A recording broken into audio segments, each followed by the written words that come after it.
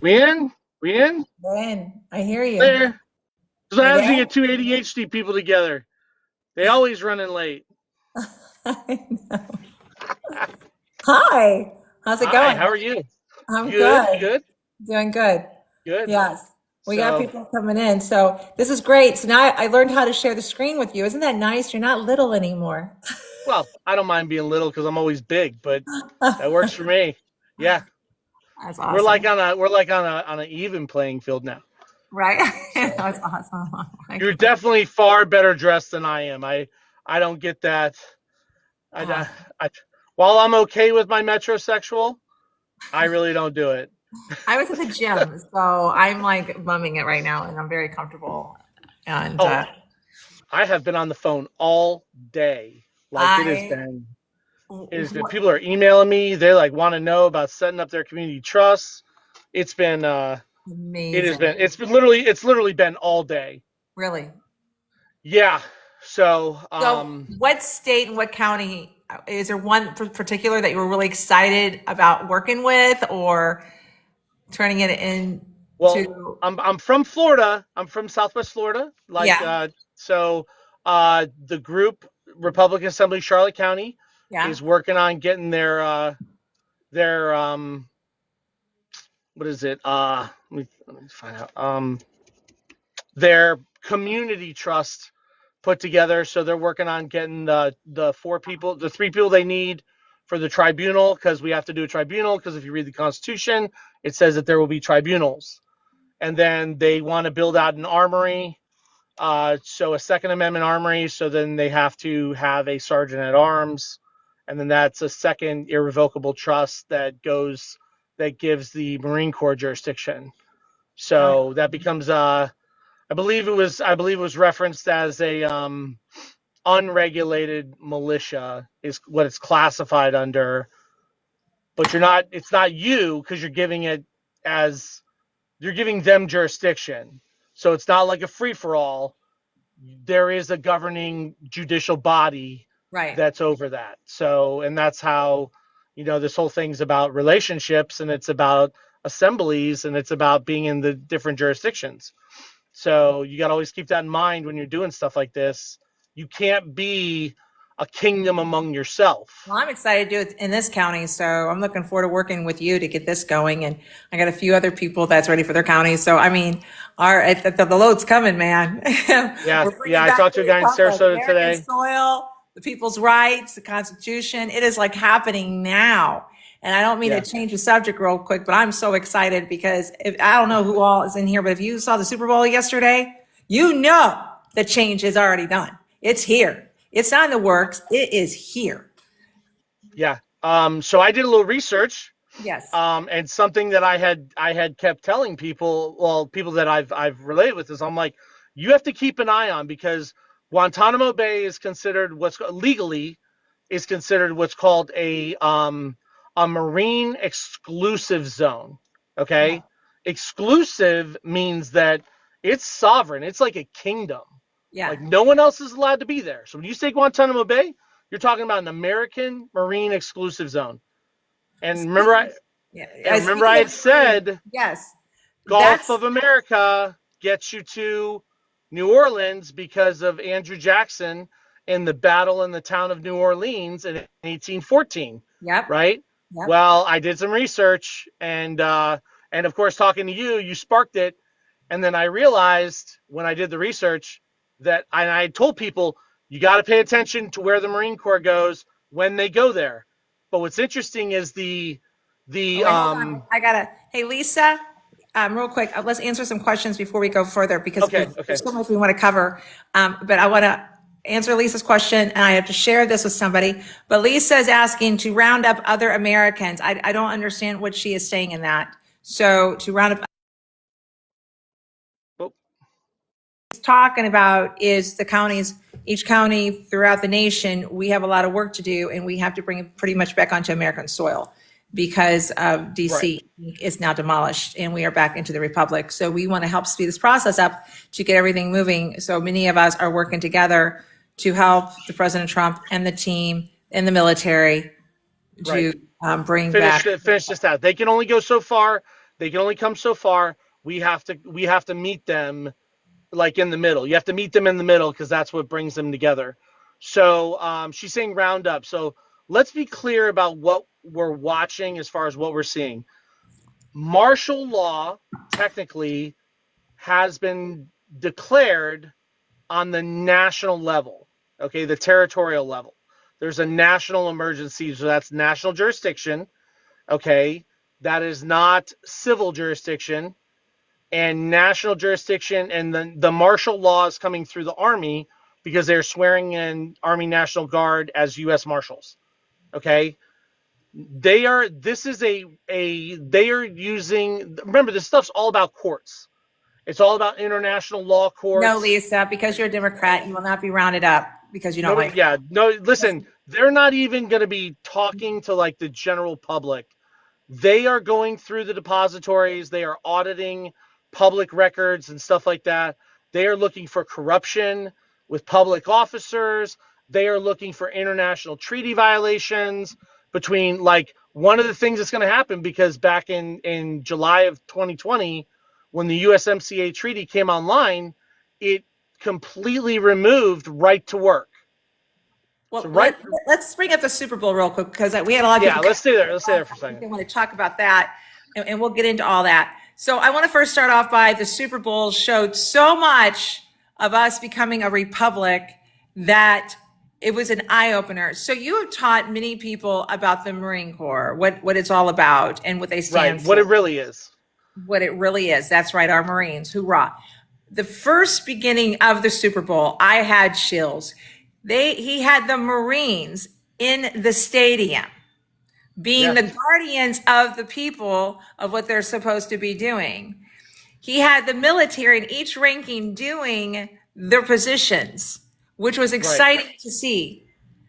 It was like right. usually they're all together. Nope, under the Republic, they each have a job to do. That's And during right. the Super Bowl, you saw them in their positions on what they were doing. And then when I looked at the flags that were in there was no gold fringe. Right. Right. They were gone. Um, They weren't well, inside. no, the Marine Corps flag had a gold fringe. But No, the reason, the ones that were wrapped around on the other side. yeah, It yeah, was none of those. But the Marine Corps flag did, because they guard the treasury. They guard the temple, which is the treasury. that's what they That's the were treasure. doing in the That's stadium. the They were gold. yes, Yes. So interesting. So that's what we're getting to before we went off on our tangent, on our ADHD tangent. So if you watch the video, there's a thing called Air Show Central. And when I watched the video, I was like, and they had launched some Ospreys, and they flew right up the Mississippi River, right to Port Orleans, which was the town of New Orleans in 1814. Well, remember, Marine means out of the sea, but they are the land, the air, and the sea. So out of the sea, they were in the air. So that is air jurisdiction being taken at the town of New Orleans from Guantanamo Bay across the Gulf of America into the town of New Orleans. But then when you watched the actual Marines take the field, they took the field, right?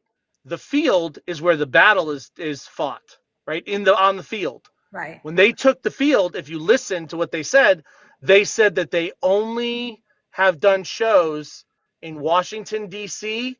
and abroad.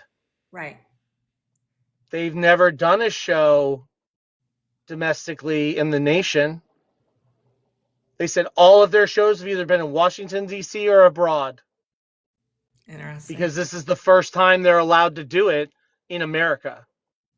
And Wow. that's what this whole thing's about. So they took the field, which means the Marines have landed in Yep. America. Yep. So the Army will come behind them. So something's ahead with the Army that's like that, they come next. Okay, because Marines are first in. So, but it was symbolic, and I was like, oh. And then I talked to a friend of mine. He said, oh, did you watch Trump sign the executive order? And I said, no. And he goes, well, the captain comes across the radio and says, we are in the international jurisdiction of the Gulf of America. And I'm like, because international law is coming to America. That's this is all like, and he signed the executive order in You international would know jurisdiction. because you're an international law attorney. So. I know, because because the federal government has been blocking international human rights law Yes. from the American people. They have been running roadblock, and so is the U.S. Congress. And Yep. now that they've been discharged and exiled, international law is returning to the American nation. And that's what this was. These were the steps that had to take place. So, yes, that's exactly what it was. And when I said the Gulf of Mexico is still there, it's just in federal jurisdiction. Nobody's going to use it anymore. This is an international nation, and we are taking our place internationally among the world for the first time Yep. in maybe 200 years. Well, I'm going to tell So, you, a lot of signs were there in the Super Bowl yesterday. They were all there, even the lyrics. You know, I highly recommend that people read the lyrics of what he was rapping last night during the Super Bowl. It tells the whole story, and I was actually just smiling ear to ear. I couldn't get enough of what I was seeing, and the commercials. It was so wonderful to finally see normal commercials again with real like meaning behind them. It was wonderful. All I can tell you is I was just like astounded by everything I was seeing. And I want to bring up Elon Musk real quick. You know, what he did, how he did this was awesome. So he didn't come out and say it. He got the rumor started. So the right. big rumor was he spent like what, 20, 30, some odd millions of dollars in commercials during the Super Bowl. So this word gets out and it spreads like wildfire, right? It's all over social media and everyone's like, oh, I got to see this. I was even like that, Bob. I'm like, I can't miss a commercial. I want to see what he's going to say, what they're going to do. There's going to be a message in the commercial. So I can't miss these commercials. So I was even one of those that was waiting to see these commercials. Meanwhile, seeing all these other amazing commercials that were very, it was just great to see. I was like, well, where's Elon? So we get through halftime. Now here we're at the end. I'm like, where's Elon's commercial? I haven't seen not one Doge commercial at all. Not one. Then I'm like, OMG, this man was brilliant because the numbers doubled from last year's Super Bowl. These were numbers like they've never seen before for people to view. And most of the people that were tuned into the Super Bowl was to see what Doge had to say in their commercials. And Doge was not there. He was brilliant and smart. They got their message out to over hundreds of millions of people that the Republic is back. And during the halftime show, when they had it was choreographed, of course, off to the side of the stadium. They put it like with lights. Did you see this? Did you pull this up and look at it, Bob? It No, says I didn't loud see and it. clear. It says this: game over. I was like, oh man. I mean, you've got Uncle Sam standing there. I mean, you couldn't even get more Yeah. clear with everything. And then he was on he had a quick little interview with Brett Barr, and I found this interesting. We were talking about our taxes yesterday and how they've taken billions upon billions, and they just started. They're now getting into the educational system. They're going into the health system. There's so much that they're going to show of fraud. It's going to make you want to it just cringe you. You know, your skin is just like this. You're just so you can just feel it crawling. Like you're so mad, but Brett Barr asked him, how quick do you think this is going to take for you to get us out of like people can't hardly buy eggs, they can't hardly buy food? And he said quickly. He said, Yeah, it should happen quick. yeah, it's next month. I really believe it's going to be next month.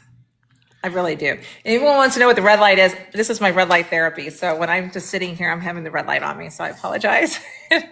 It's like I drink as much as I can throughout the day and night. So But when they get, oh, go ahead. no. So anyway, I'm I'm still going for March because the reset has to be March 10th because all the banks in America has to align with the one language system out of oh my gosh, help me, Swift, out of Well, Swift, Swift, they're moving off Swift. which is They're going to moving to be the, yeah. XRP. So with that being said, everything is like, it's done. And in one of the lyrics, do not quote me word for word. If someone saw it, please make it in the comments below. But pretty much they stated that the emergency broadcast system is coming on very soon to share with everyone what's happening. Yeah. Yeah. There's only so one thing we figured out in this process of learning is that while you hit one system and you may clear yourself off that system, there are many layers of systems because all of these depositories and all of these systems have been separated so that they can't communicate with each other, so they can't reconcile each other, they can't connect. So as they come together, you're going to see them kind of get cleaned out, or you're going to see stuff like that. So they're going to have to. So as they come together, it's going to announce more, and then as they connect other parts, like the broadcast systems will come online, and then they'll be able to communicate directly, stuff like that. That has all been blocked by the foreign federal government, because most people don't know the federal government is a foreign entity. America is foreign to the federal government. That is called foreign affairs. When they're talking about foreign affairs, they're talking about American. Literally, they talk about American. And if you, I mean, there's the IRS considers American for a foreign American corporation. That's how the IRS looks at American. So the federal government is foreign, and that is what's getting removed because we're moving back to the American nation, which everything's getting nationalized. That's why it's a national emergency. And that's what's causing all these things to happen. So I want to talk about real quick. Did we talk about the Department of Education and the guy standing out there and what they said? Did we ever talk about that? No, but I would love to talk about that. There's so much that we're going to cover. I think if we could do 5 minutes here, 5 minutes there. We're both ADHD people, so just hang with us. We're going to go here and there, because there's so much to talk about, because so much is happening that you can't even keep up, and many people have questions. But real quick, before we go into that topic with the guy in front of the door, Melissa, so we need to be setting up for XRP. How do we do that? You're behind on that. I can explain. That's your baby. Yep, I can explain that to you later, but I'm not a financial advisor. I'm not here to tell you how to spend your money or what to do with your money, but I will give you my opinion. This is the new SWIFT system, and you've heard Trump talking about the cryptocurrency. And Brad Garlinghouse, who is the CEO of XRP, has been meeting with Trump, and he's now pretty much part of his team in the White House now with the crypto that I would highly recommend. I gotta be careful how I say it. I am holding XRP. I've been in crypto since 2017. I watched this. They have been after Brad Garlinghouse for many years. Brad Garlinghouse has been up against the machine. Brad Garlinghouse, he has Ripple. Ripple is part of XRP. XRP, basically the best way to explain it is going to be the language for the bank system. So all banks throughout the world can work together immediately. Right now, let's say you are in Australia and you have family in Kentucky and you need to get $20,000 to your family in Kentucky, like right now. You can't wait 2 or 3 days. Well, how it typically works is it takes 2 to 3 to 4 days to get over to Kentucky. With this put in place, the monies are there in seconds. In seconds. It's that fast. So it's going to stop. This is a whole nother subject. I don't want to go deep because it's not what you guys think it is, how the money works, the banks, everything's been just a big fat lie. It's been a big fat lie. And that's a whole nother day, a whole nother time. But I do hold it.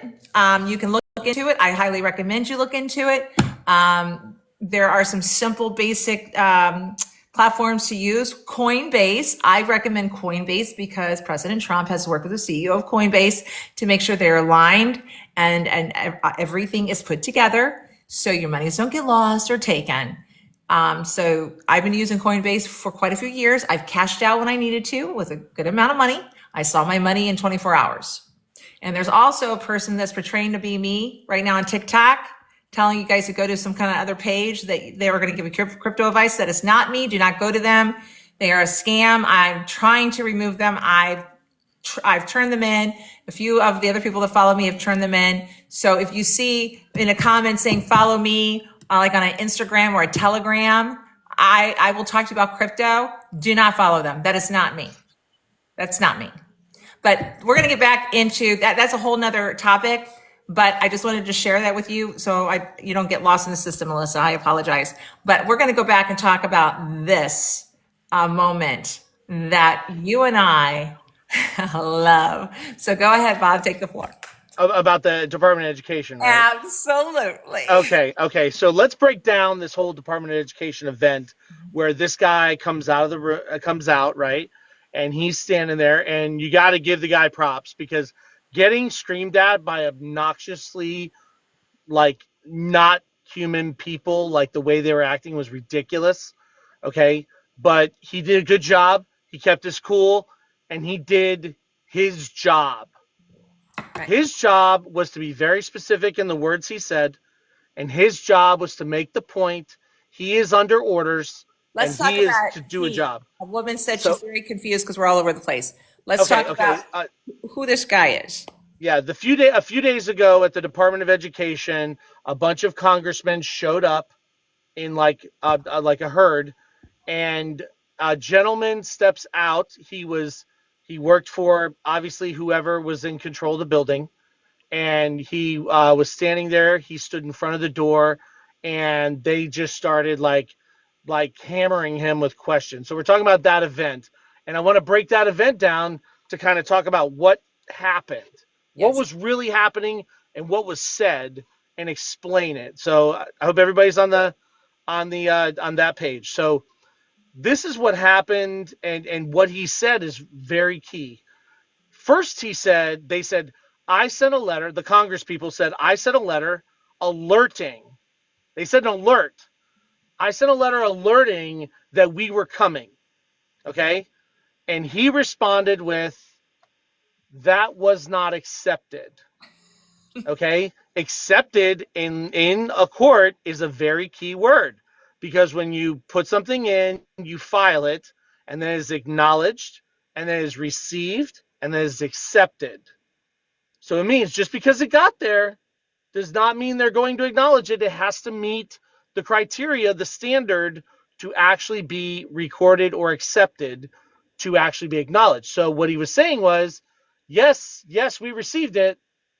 We just don't care because, or whoever is in charge, it doesn't apply to them. So it wasn't accepted. So it means nothing. But what he was really saying was, you don't have jurisdiction.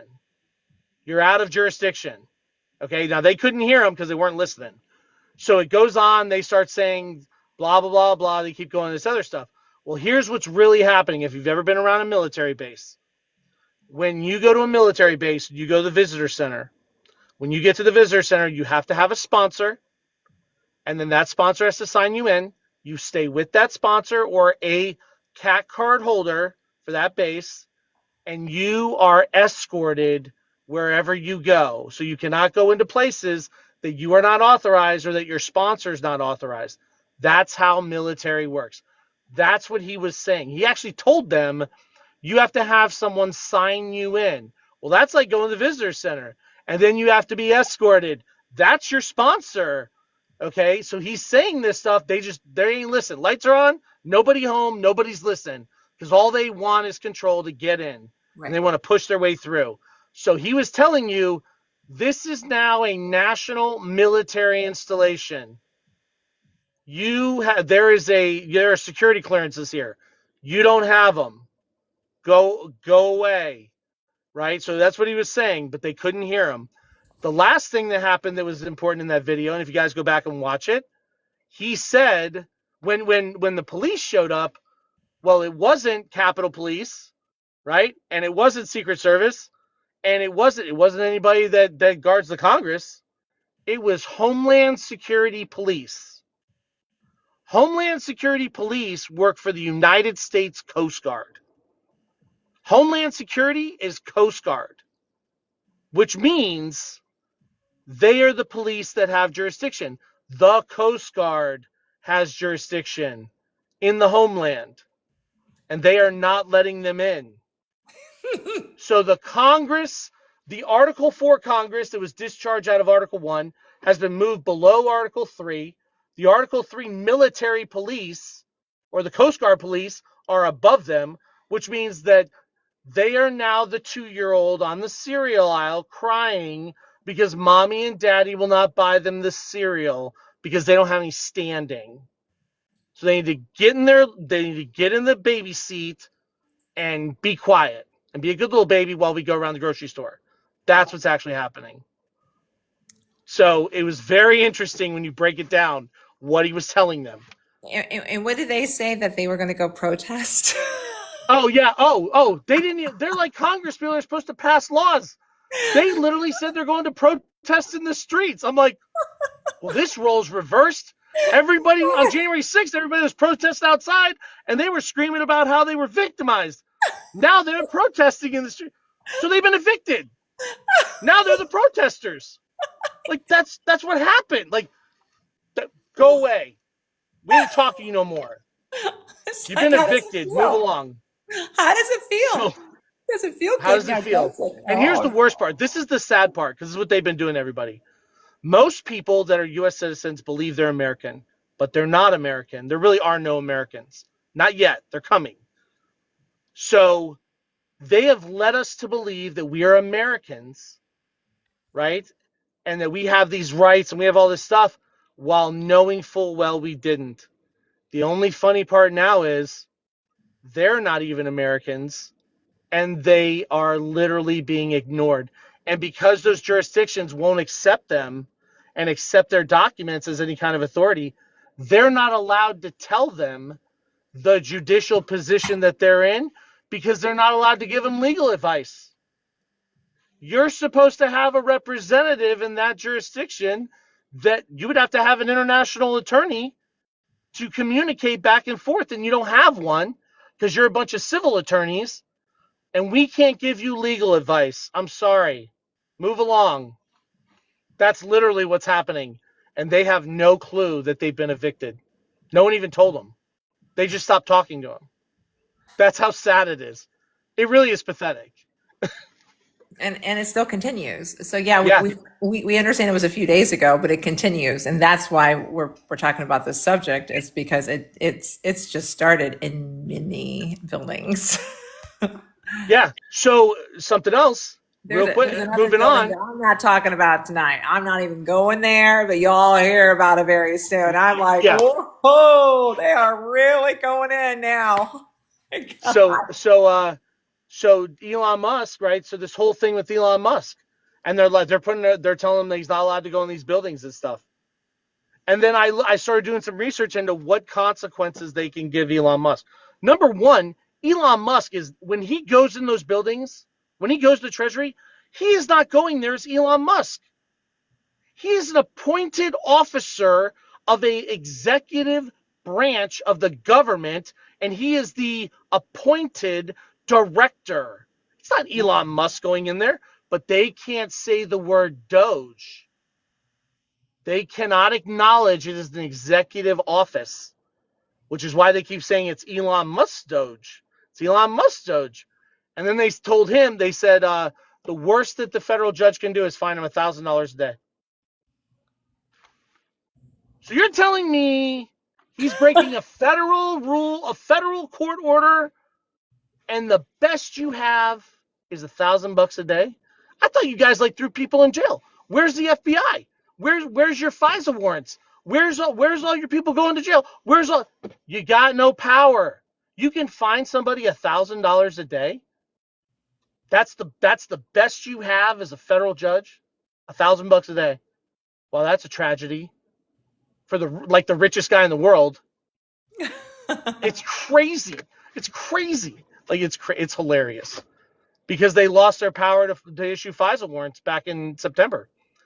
All FISA warrants have to be approved by DOD now, and DOD's not issuing them because they're doing what the executive branch needs done. So it's very interesting when you really look at this stuff. Yeah, it is. It is. I think we got some people in here that don't quite understand Yeah, what you're talking about as you can read them, but I'm not even going to go there. It goes so deep. This is what's really sad in today's society. So I'm just going to just say it because people go off what they're told. Right. So they hear a whole bunch of noise.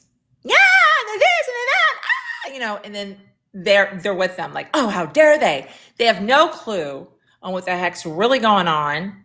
They don't ask the right questions. They Yeah. just, I'm going to stand on your side and I'm going to scream with you.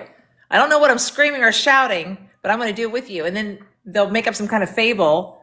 Then they believe the fable. And then they're like, oh my gosh, are you serious? Yeah. Well, how dare he? It's like in today's world, it is so easy. I've watched people get brainwashed. It really is. You repeat it over and over and over and over. And Nice. what's that? That was funny. That, that was awesome. You repeat it over and over and over enough, they start to believe it instead of Yeah. saying, well, you know what? I don't want, we'll talk about it. I like to hear your opinion, but will you show me where you're coming up with this? Can you show it to me? Just like how they were saying Trump was being booed yesterday in the Super Bowl. It wasn't Trump. It was freaking Taylor Swift. You know, Well, the camera yeah. goes I on mean, her and it's all over social media. The camera goes on her. Everyone's booing. So then they decide to take that and turn that to Trump. No, when Trump walked out there, everyone was chanting and screaming. Hello. You can't deny that. Go back and watch the real footage and not the AI crap that you guys just created or made up. That's the whole thing. It's just so sad because so many people are not understanding what we're talking about right now. They don't understand that the DC Inc. was dissolved. That's a fact. I mean, you can go look it up. It's gone. It's dissolved. yeah. It was only dissolved. Basically, at this point, the U.S. Congress or the federal Congress has been discharged, and according to the Declaration of Independence, they have been discharged. They have been exiled indefinitely. They're gone. Like they're out of D.C. Like the whole federal government is being removed from D.C. And it's sad because a lot of people don't know. It's not their fault. It's really not. They've been Right. taught, or their culture, whatever it is in their habitat of where they were at, of their belief. They have no idea about history because we've been lied to our whole entire lives. True. So many things have been erased, destroyed, rewritten, Mm-hmm. and trying to bring it back, we knew was not going to be easy as it started years and years and years ago. This just did not just unfold when he said, okay, we won. That didn't happen. This has been going on for a very, very, very long time to get where we are right now today. But I really believe, yes, there's a lot of hate out there. And I love that one commercial trying to remove hate. It's like, come on, we're not, I don't care if you're a Democrat. Are you a good person? That's all I care about. It's like, I don't even want to be really part of a party anymore because there's so many bad people in these parties. It's good versus evil.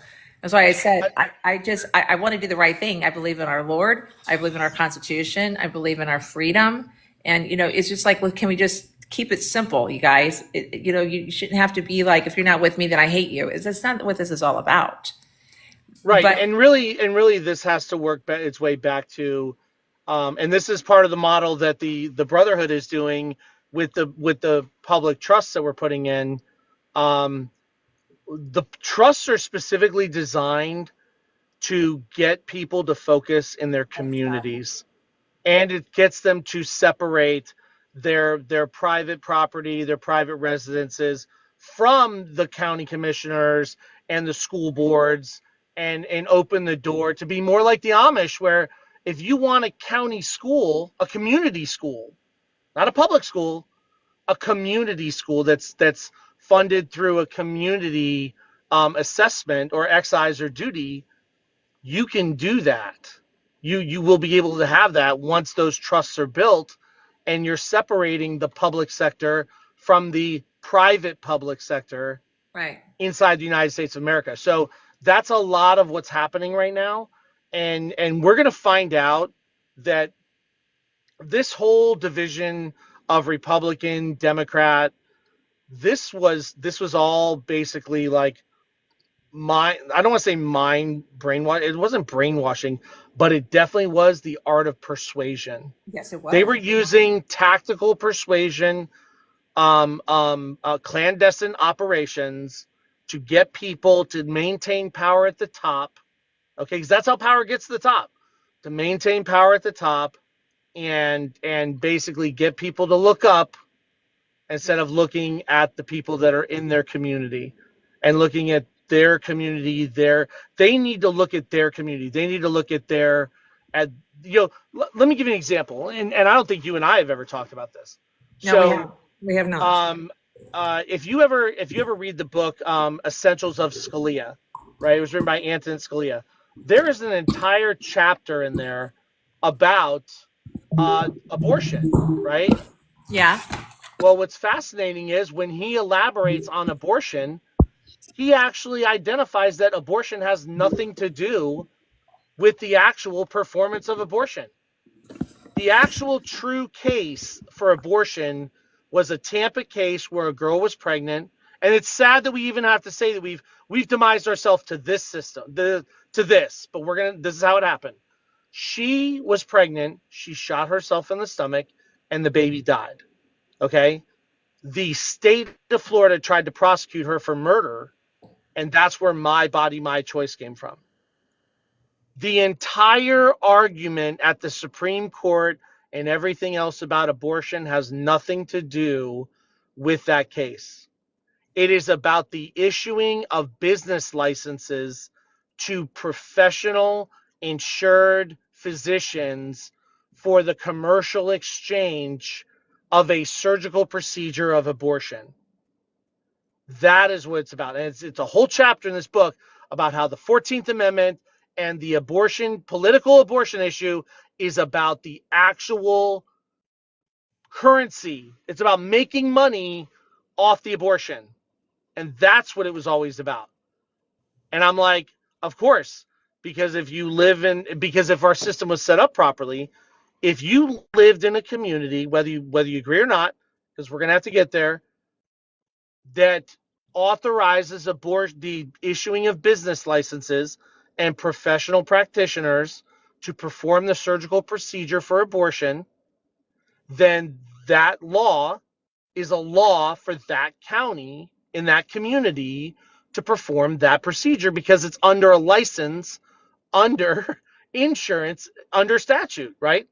Right. But if you live in a community where no, we are not going to have that, we are not issuing business licenses, no, then you don't issue the business license and that doesn't get done. But by this political scam of the parties pushing it all the way to the top, it becomes a political agenda that now it's perpetuated itself for 30 years, 40 years. It had nothing to do with that. If you go to Alabama right now, there are counties that are still dry. There are counties that do not sell alcohol on Sunday, and there are counties that sell alcohol every day. That is how our system is supposed to be. We have lost sight of our community. We have lost sight of our neighborhoods. We have lost sight of our counties.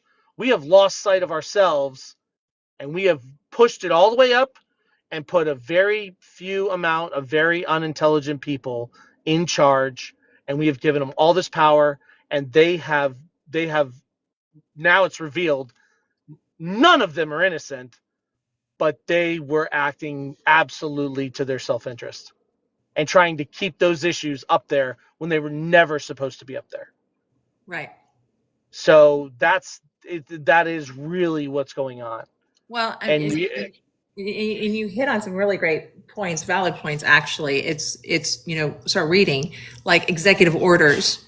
People hear the executive order, but did you open it up and read the executive order? Do you yeah, understand what it's saying, or are you going off the person down the street that took that executive order and spun it to make it sound like something completely the opposite?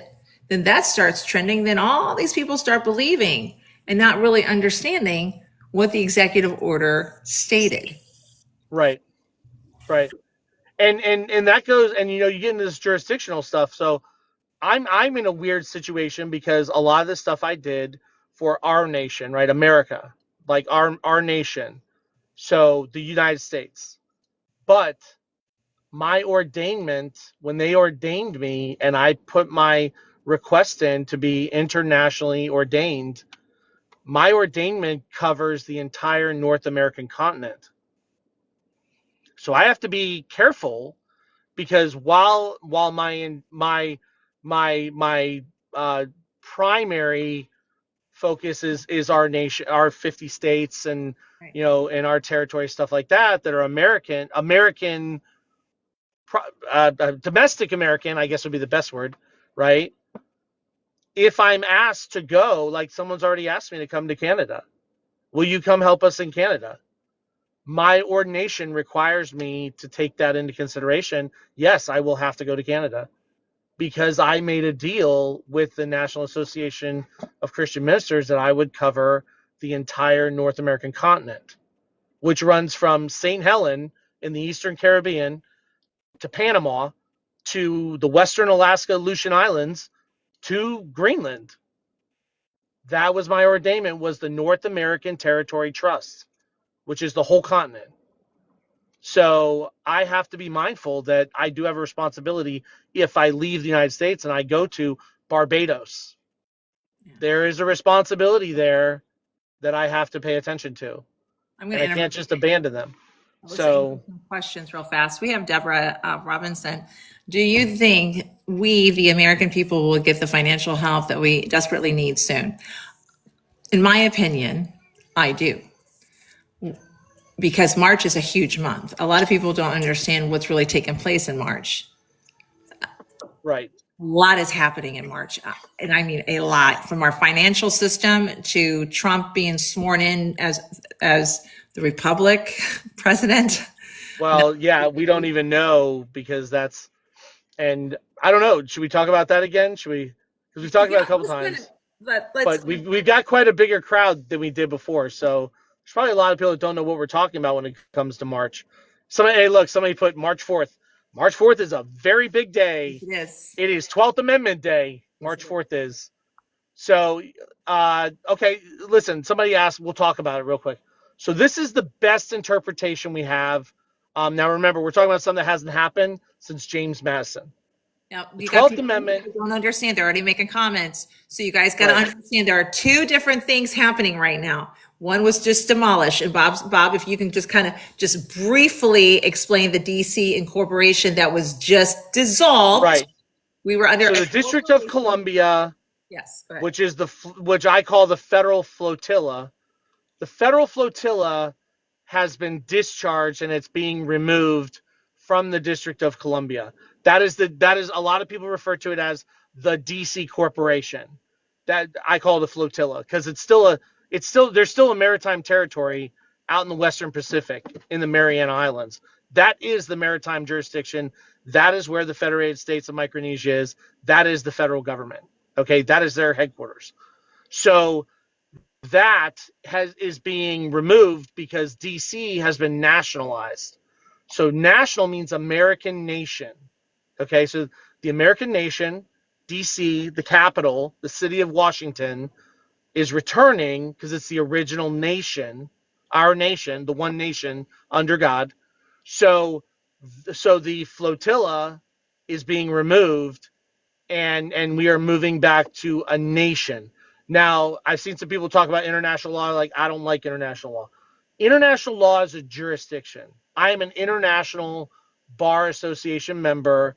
I have a Bachelor of Laws um, out of the University of London, and international law consists of human rights and war conflict arbitration. So, like the Nuremberg trials, that is international law. So, when you say international law, we're not talking about all over the world. It's not all over the world. There are two very specific things in international law: the International Court of Justice and the International Court of Arbitration. War crimes and conflicting nations. Right. So that's what international law is. So, so where were we? So right now, what we're going to talk about? I lost my spot. Tell me to go back. No, it's okay. There's the two different. We got DC that was dissolved, which is a corporation. You were going back trying to explain to them how that works. and we Right. were at the Republic. It's very Okay. obvious. So March. So now we're going to March. Now we'll go to March. Before you go into that, I like to throw little visuals in people's heads. For those that watch the inauguration, okay, including the Super Bowl, all right, pay attention. During the inauguration, he had the look of the forefathers had, the white wigs, the red coats, the way they're walking around. You haven't seen that in your lifetime in inauguration. He was letting you know that we're back in the Republic. At the Super Bowl, having the Marines in the center, which is our guardians, he lets you know we are back in the Republic. He He took the field. They took the field. When they put the game over in the stadium, it means their game's over. We are now officially back in the Republic. Correct. So what Bob is going to explain to you now, it's been right there, clear as day, but a lot of people don't know, and it's not your fault. We are now sharing it with you. So when you go back and you look at it, you're going to look at it with a different eye and an open mind and be like, oh my goodness. Now, once again, this did not happen overnight. We have been in a war within ourselves. The war, it goes back to Abraham Lincoln days. They assassinated him. They assassinated John F. K. They tried to assassinate Ronald Reagan. They tried to assassinate Trump. They all had this pretty much the same thing in common, was to bring the Republic back together again. Yeah, Okay? there have been factional parties going back and forth with this stuff for years, and it's really been a usurpation. We had an insurgency.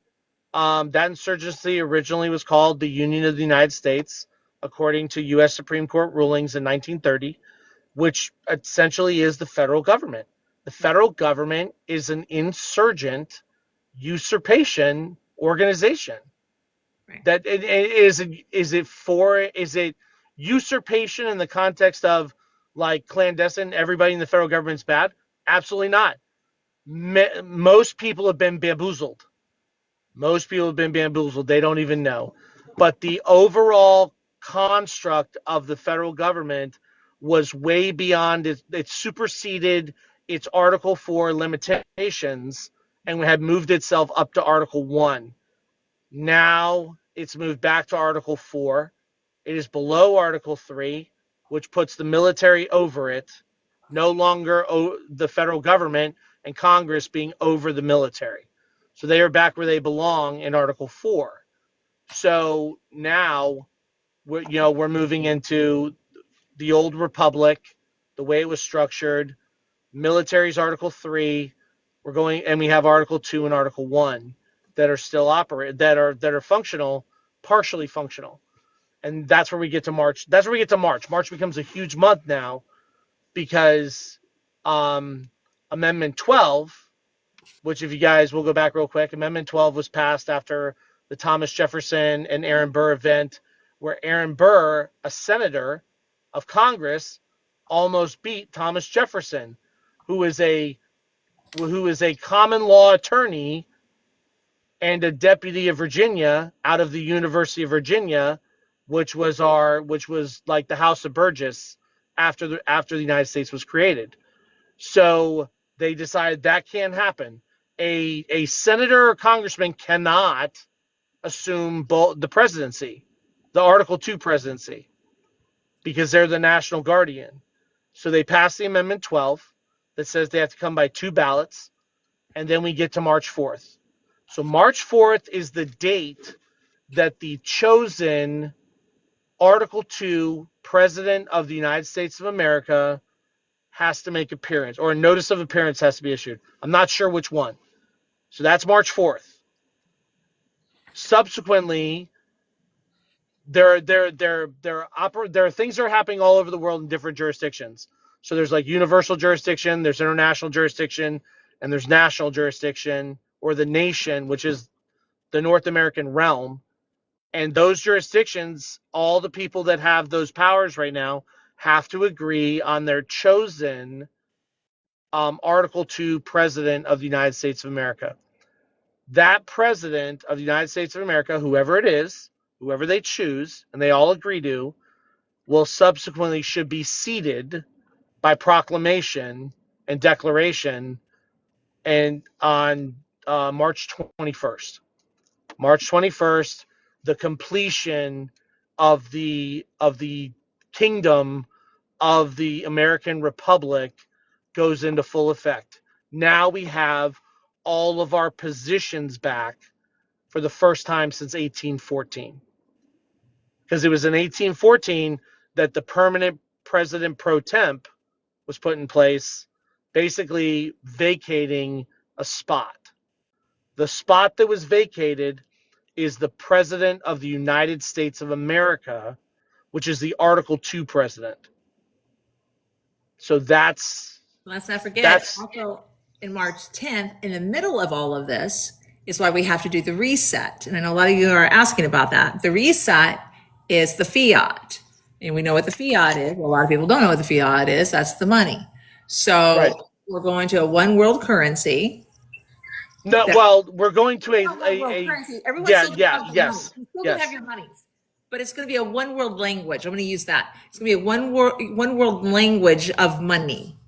And that takes effect on March 10th. And that's cryptocurrency. You've heard him talking about it, the crypto czars. He's had, the crypto czars ball. He's been telling everyone. He's been sharing it very loudly, as a matter of fact.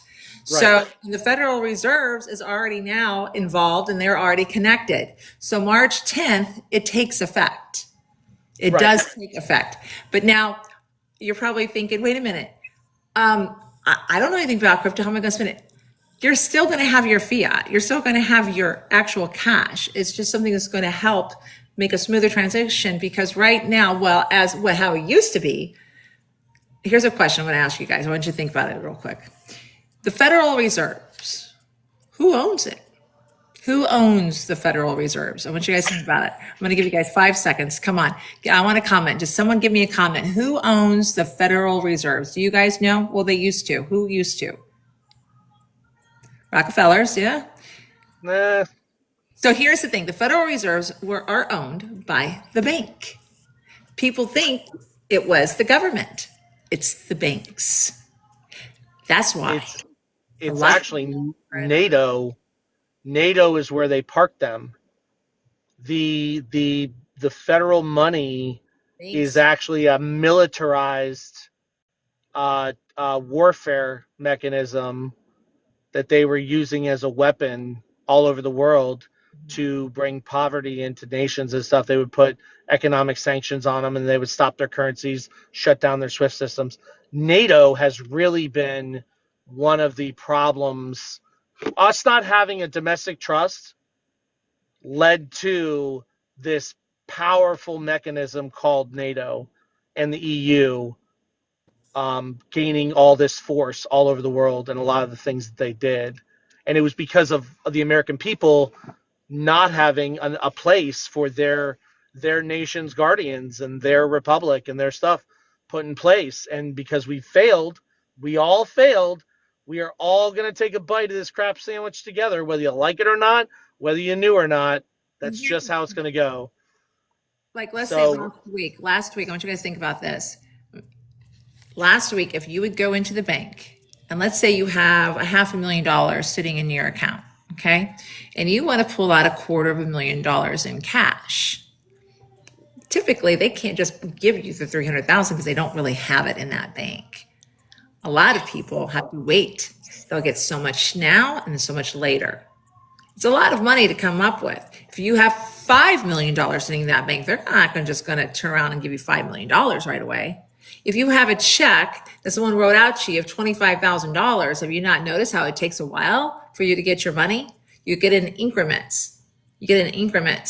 That's ending. March 10th, it's over. Yeah, the drip to keep you wanting more. Yeah. You got $500,000 in your bank account and you want to pull off 500,000, you get it right then and there. There's no more of this game. It's over. That's why they're angry. That's why they're screaming at the rooftops. Quit auditing us. Good. You can't see what we've done with this money. We know what they've done with this money. It's money laundering. Come on. I mean, you hear what they've been spending it on. Do you really think that, like the one, I'm going to say it again, the shrimp in the treadmill, do you really think they spent $3 million to watch a shrimp in the bottom of the ocean, a little bitty shrimp, run on a treadmill for $3 million to see how fast it will go?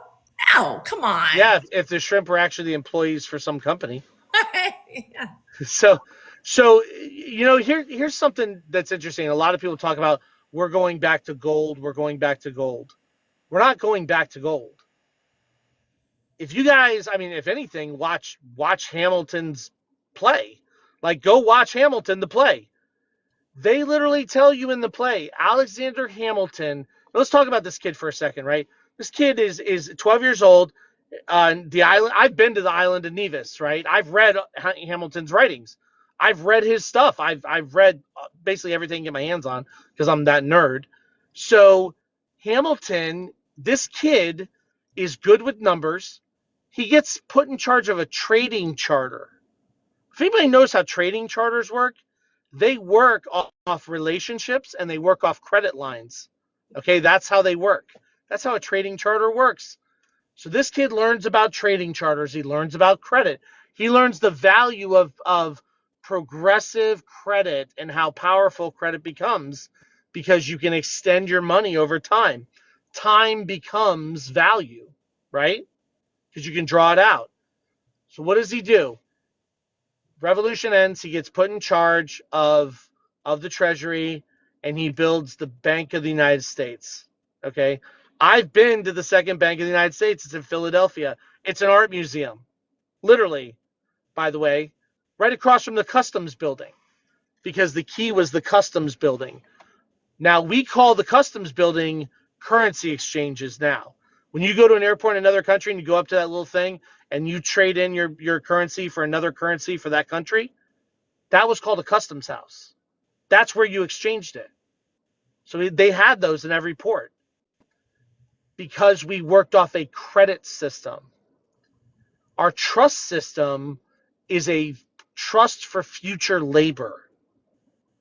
Our treasury securities are is how our system works. We don't work off a commodity system. We don't want a king to rob the bank and steal the gold. We want to bank on the production of our inhabitants and their future labor, what they are going to produce. Thanks, And Dan. then we want to use that as the mechanism for our credit. That is how our system was created. That is how America was created. It was never supposed to have a treasury full of gold. It was never supposed to be gold backed. It was supposed to have a reserve of gold for the nation, but in reality, it was a credit system. And isn't that what he just put in And place? that's what we are getting back. Okay. The problem is our system is so, and I say this to people now.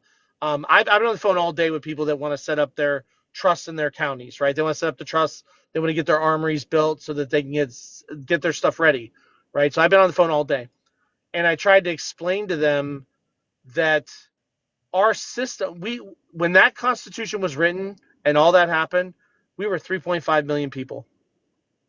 We are 1,000 times the size, and the world markets have changed. So we have a global banking system now, right? And we call that IMF. These systems that are coming online, what's happening is the current IMF system, which is the overall system, has to move up into a higher jurisdiction.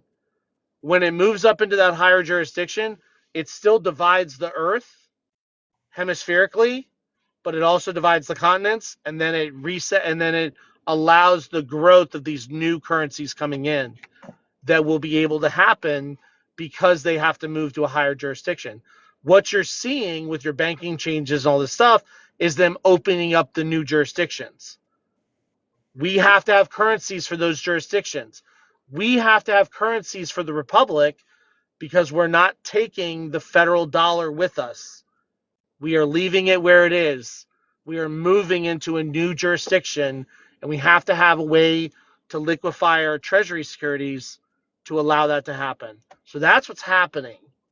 We have to have these currency systems, and this is why.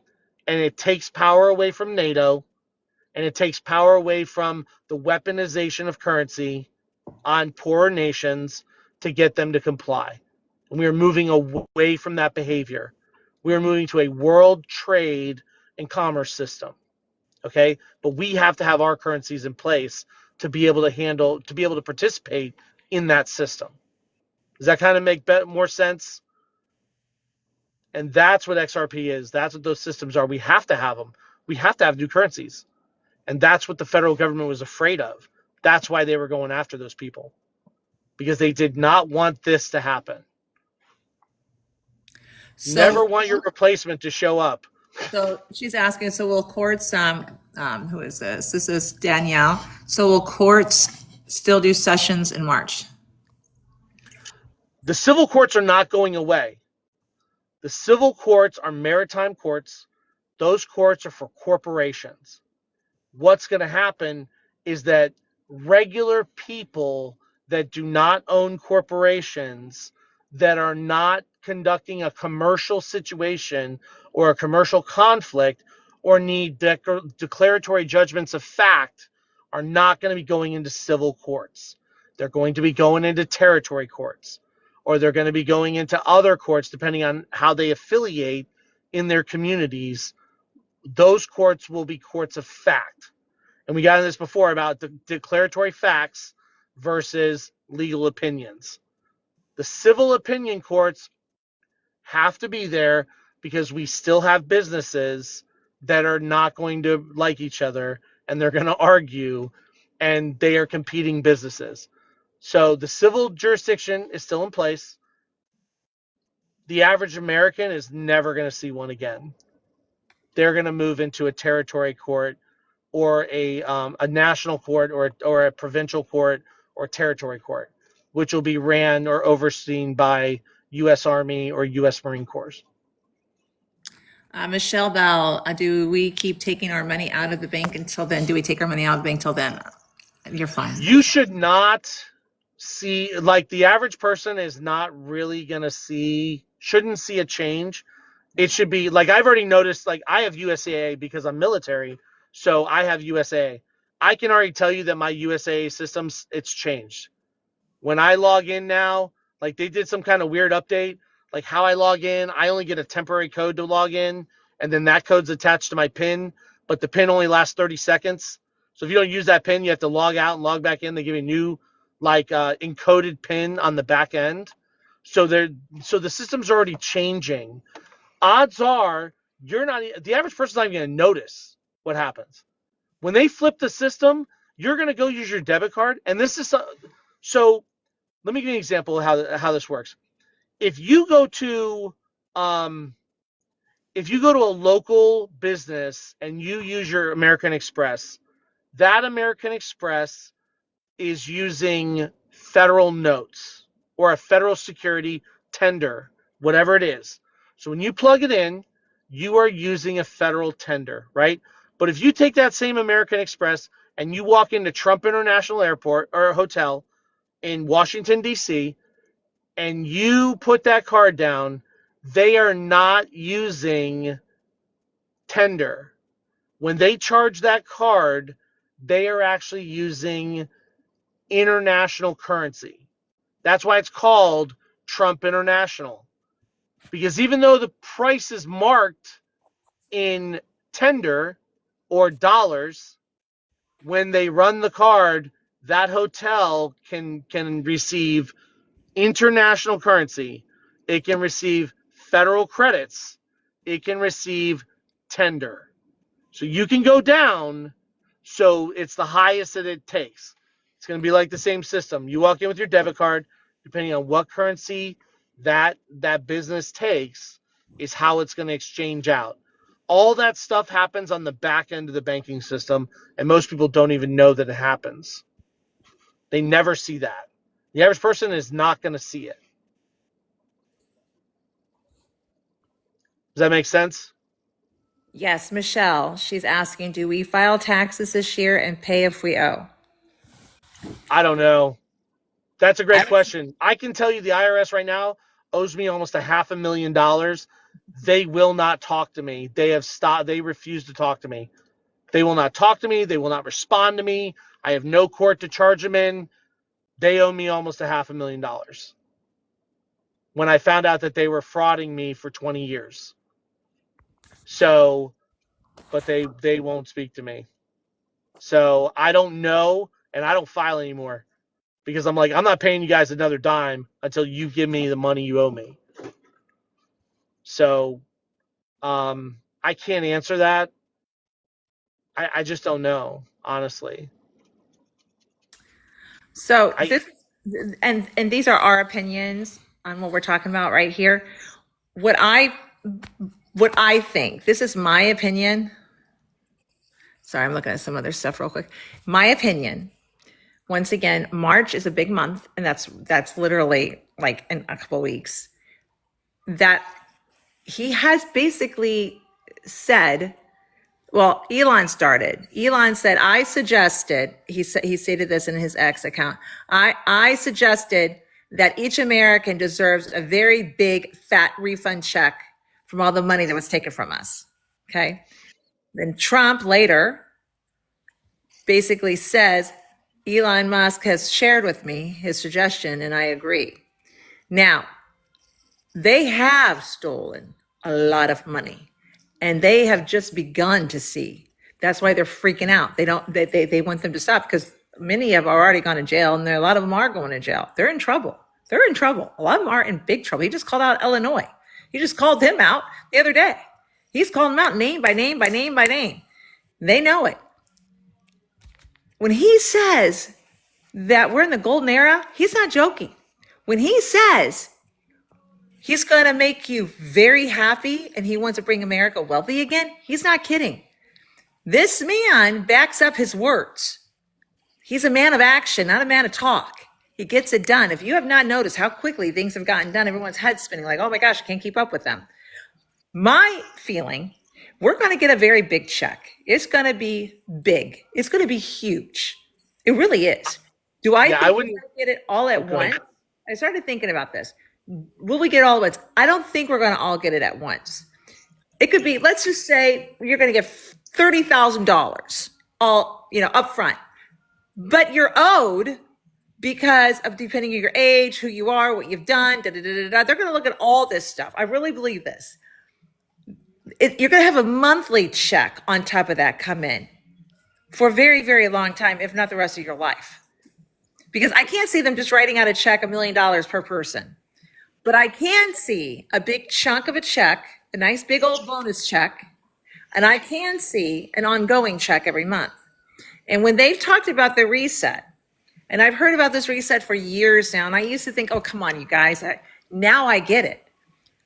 After the years of diving in and really looking and watching, and everything's taking place right now, and especially everything taking place in March, the reset in the banks, which is March 10th, they have to be in compliance.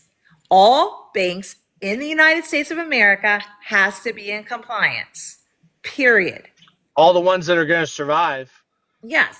And that's what the XRP platform. Yeah. Okay. Now, here's the thing. Let's think about this. So they all have to be in compliance and you have to do a reset, right? So what does that mean? Is your house paid off? Is your car paid off? Now, let me ask you this question.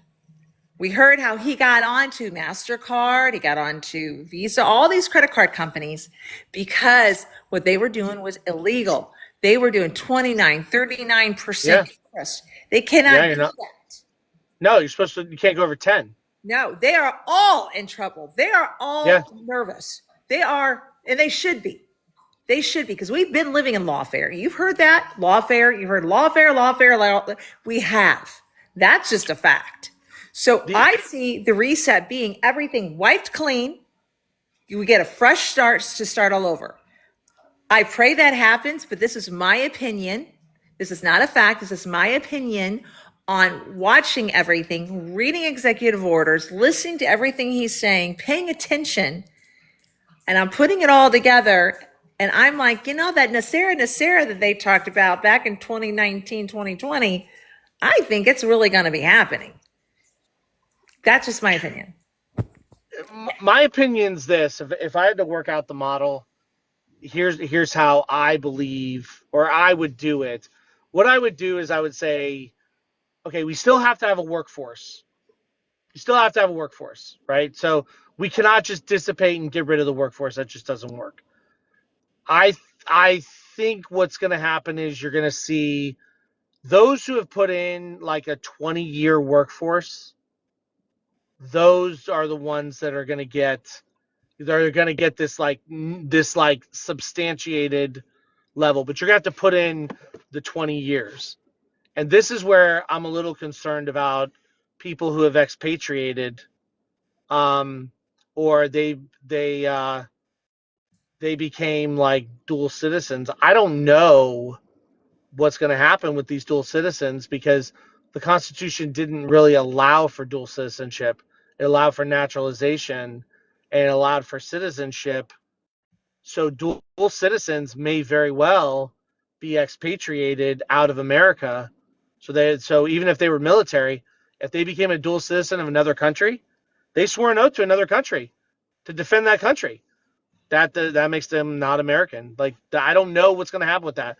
The other problem I have is like people who've done all this paperwork, like they followed some people that they shouldn't have. They may have abandoned their trusts, which means those trusts get dissolved into the system. So there's going to have to be something with that. Bar members, someone said bar members who swore an oath to a foreign company or corporation or country. The bar looks like it's running really out of India, which means that they have sworn an oath to a kingdom in India. That means they're not American. They've abandoned those trusts. That's why we're So doing the law of this this. is where reconciliation's going to have to really, like, we're going to have to dig into some of this stuff when we really get down to the who is an American, who's an American citizen, who is a foreigner, and is that foreigner allowed to hold assets now that the American, because it's still the Social Security trust system is still in the United States of America, whether you like it or not. It's in the United States of America. It always has been, which means I don't know what's going to happen with that, and I think there's going to have to be some new republic legislation to figure out what do we do with these people. Like how do we deal with this problem? That is going to be a problem. People who have expatriated is going to be a problem. People Well, who let's look at so people that own a house. There's some people that don't own a house, but the people that own a house, they've been paying taxes on their house, which, get this one, here we go, can't make this up either. You paying your taxes means you're leasing your house from the government. yes, well, it means your government, the property is actually a commercial port that is used for commerce exchange. That's why it gets taxed, because you're basically, it's a business. Your house is a business. It's in the public sector. It is a business, and you are using it as a business. That's why you're leasing it. But a Well, lot of so what do you do is you just hang tight because all this is getting corrected. It's actually been corrected. It's been in the works. It's here. That's why yesterday in the game you saw it said game over. The game's over. We're back in the republic, and that's right. why when Brett Barr was interviewing President Trump yesterday, and Brett Barr asked him how soon, he said soon. And when he means soon, he means soon. I really see it in the next month or so. He knows the people are hurting. He knows the farmers are hurting. He knows Right, what's going right, on. right. We can't keep going on like this, especially medical. You have sick people left and right. They can't even afford prescriptions. It's I it's know. it's insanity right now what's happening. We don't have much time left, and he knows this. And his whole team knows this. We know this. And everyone is working as fast as possible. Well, just like look at you, Bob. Look at what you've done. You helped the military as quick as you possibly could. You put all your time, your energy, your own money to put the trust together to get the military back on American grounds. Well, because they were the only option that could solve the problem, Yes. was nationalizing the I'm sorry, the the domestic division had to be nationalized. So like the only force strong enough to do it was the US military. So it was the only one that could literally get the job done. So they had to return, like that was the only option. And that's what I narrowed down, was because I even thought about it, I'm like, do we really want US Marines standing in cities, talking, like trying to tell, after we told like gangs, like, you need to watch your step. And then all of a sudden you got U.S. Marines rolling in, because that's what's going to happen. This is an FAFO moment. You are going to get in line or you are going to be lined. And that's the way it's going to go.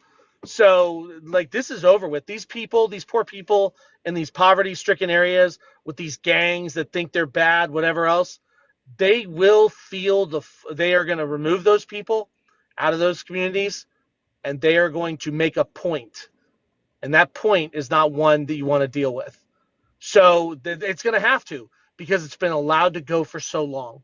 Cannot have this anymore. And those poor people that are in these communities, not going to happen. It's over. We're not dealing with these ridiculous gangs and also the crap. It's over. The wolves may have thought they took the land, but the lions have returned. And Amen. there's pride. And that's the way this is going down. We won. So We don't be won. surprised when you hear about U.S. Marines walking into L.A., United States Marines, U.S. Army walking into Chicago. The game is over. We're not Nikki, tolerating this anymore. we have a So, named Karen Hunter, who's a Marine brat here. First of all, thank you for your service. I want to ask you a question, Karen Hunter. Actually, I'm going to have Bob ask you. Would you ask him if he's filed properly? I'm just curious.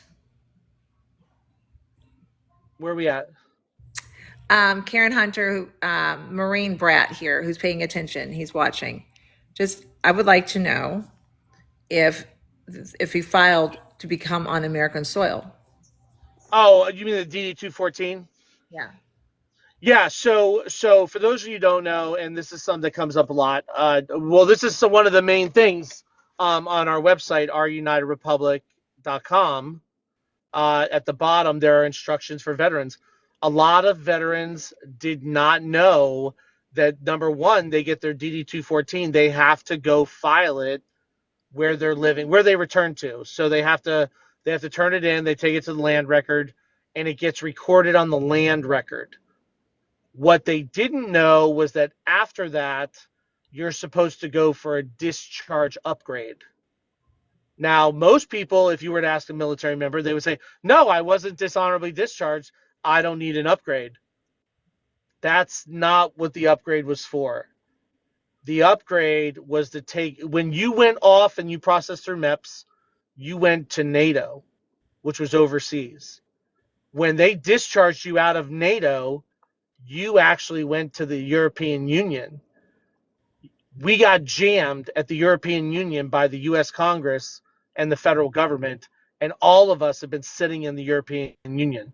We have never actually legally returned to our home of record because we have never had a probate court issue an emancipation or an exemplification based on our military discharge orders, because that got blocked by the Congress. That's how they kept the veterans with the VA under Congress. Because if they would have released the veterans back into their home communities, the veterans would have been able to take their Social Security trust and appoint their own administrator, and then which would have been a judge advocate general, and that judge advocate general would have made sure that that veteran had housing, food, medical care. You would have gone to any doctor you wanted, because the judge advocate would have been processing your Social Security trust, but instead they held it at Congress and the federal government, denying you from actually returning to your home of record. So no veterans have actually returned to their home of record in America. They are all lost at sea. They are, unless you are in a casket. That's why the deceased have to be physically escorted back to their community by an active duty military member, because they have to be taken directly there and returned. That is called a return to your home of record. They denied everybody else. All veterans have not returned, whether you're an officer or you're So enlisted. Bob has a website called United Republic. ourunitedrepublic.com, ourunitedrepublic.com. In his Yes. website, he does have the PDF format for you to follow step by step if you're a veteran or you know of a loved one or a friend to make sure this is what our goal is to do right now is to spread the gospel pretty much because we want to get it out there. So, Yeah. I want to help Bob. Now, Bob did this himself. Bob is the one that put all his time, energy, money, everything to put a trust together for all of our veterans out there. He got it to the right military sergeant who was in charge. He took it. They got the approval where they are working now to get our military back to where it once was. Now, one thing that he taught me. Now, my brother's a Marine. My son wants to go and become a Marine this year as well. Bob had shared with me what the Marine actually stands for. I know some of you already heard this, but I can't hear enough of it because I love hearing this. I had no idea, to be honest with you. And a lot of people were like, what? So I'll let Bob explain it because he explains it very well. So the United States Marine Corps is far more valuable to the American nation than anyone actually believed. And this is why. So the Marines, when they were established, everybody know, well, not everybody, but all Marines know. And I'm not a Marine. I'm an Air Force guy, just so everybody knows I am Air Force, okay? But render each their due. So the United States Marine Corps founded November 10th, 1775 in a bar. But that's not the kicker. The kicker is what the Marine Corps represents. The United States Marine Corps is the resurrection of the original Knights Templar.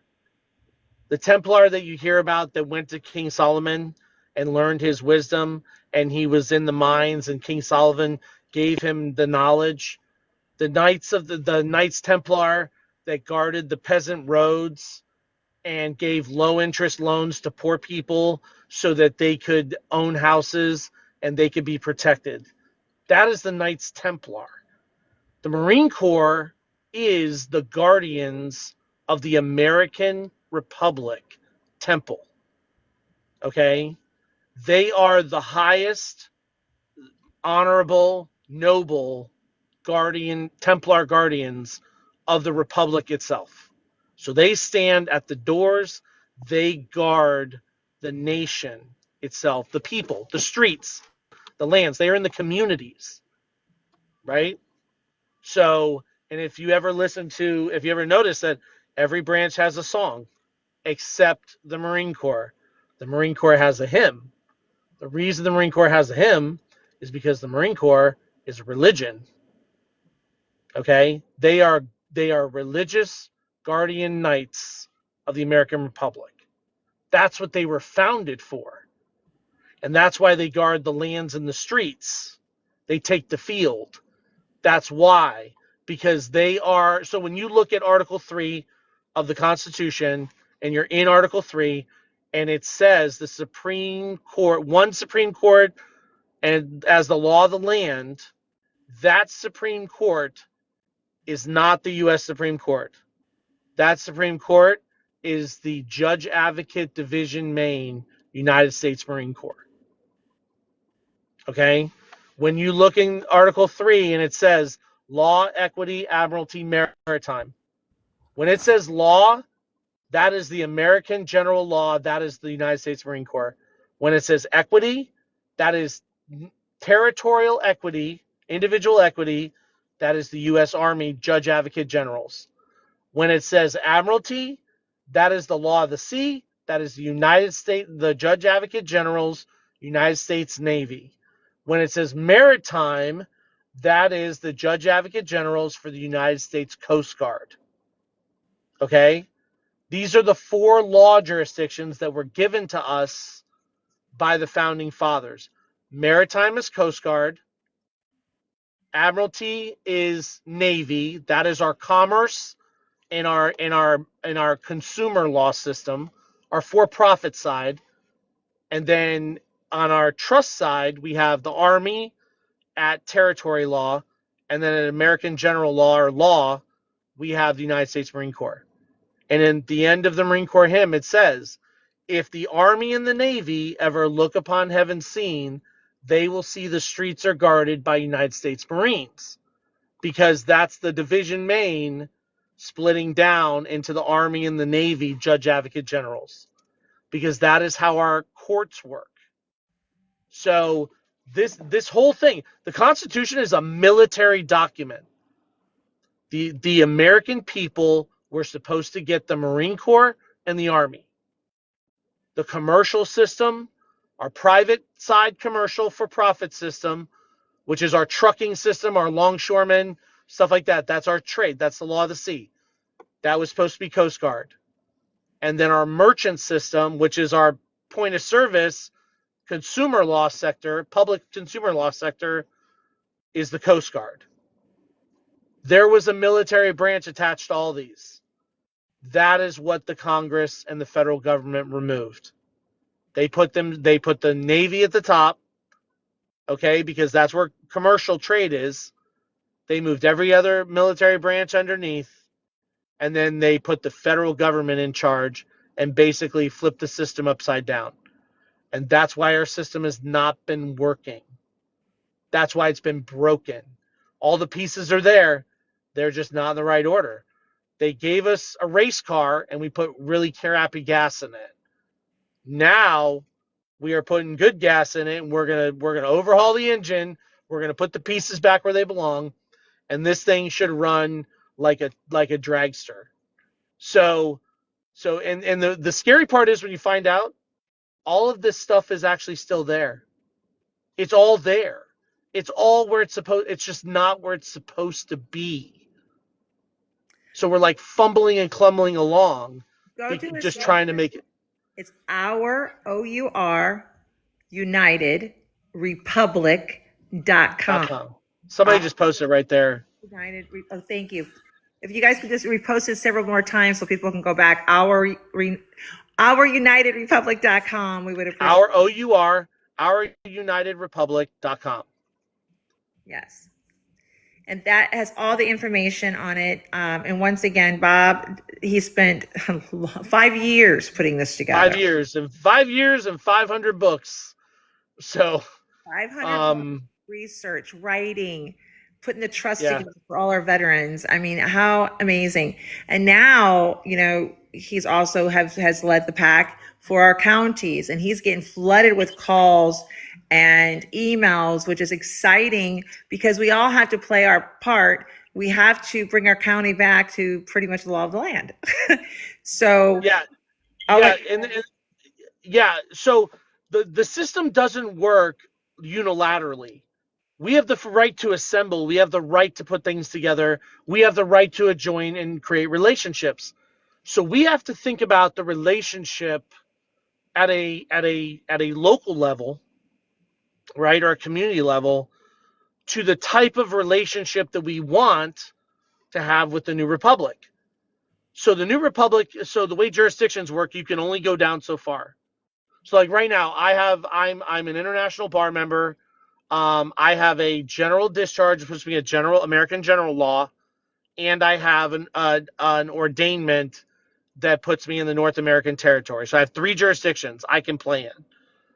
But the problem is I can only play in those 3 jurisdictions. I cannot go over and be a part of a provincial level, which is a state level. I can't operate there. I can't operate at a county level. I can't operate at a local community level, because if I abandon my post where I'm at in the 3 jurisdictions I'm at, then there's nobody there.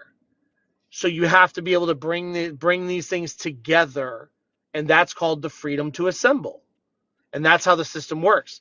So the American people are going to have to build out their community trusts, and then those trusts link up, and then through our system, we make the connection to get the judge advocates to where they are, creating a conduit or a circuit that now those other courts can open up, because all the pieces are in place.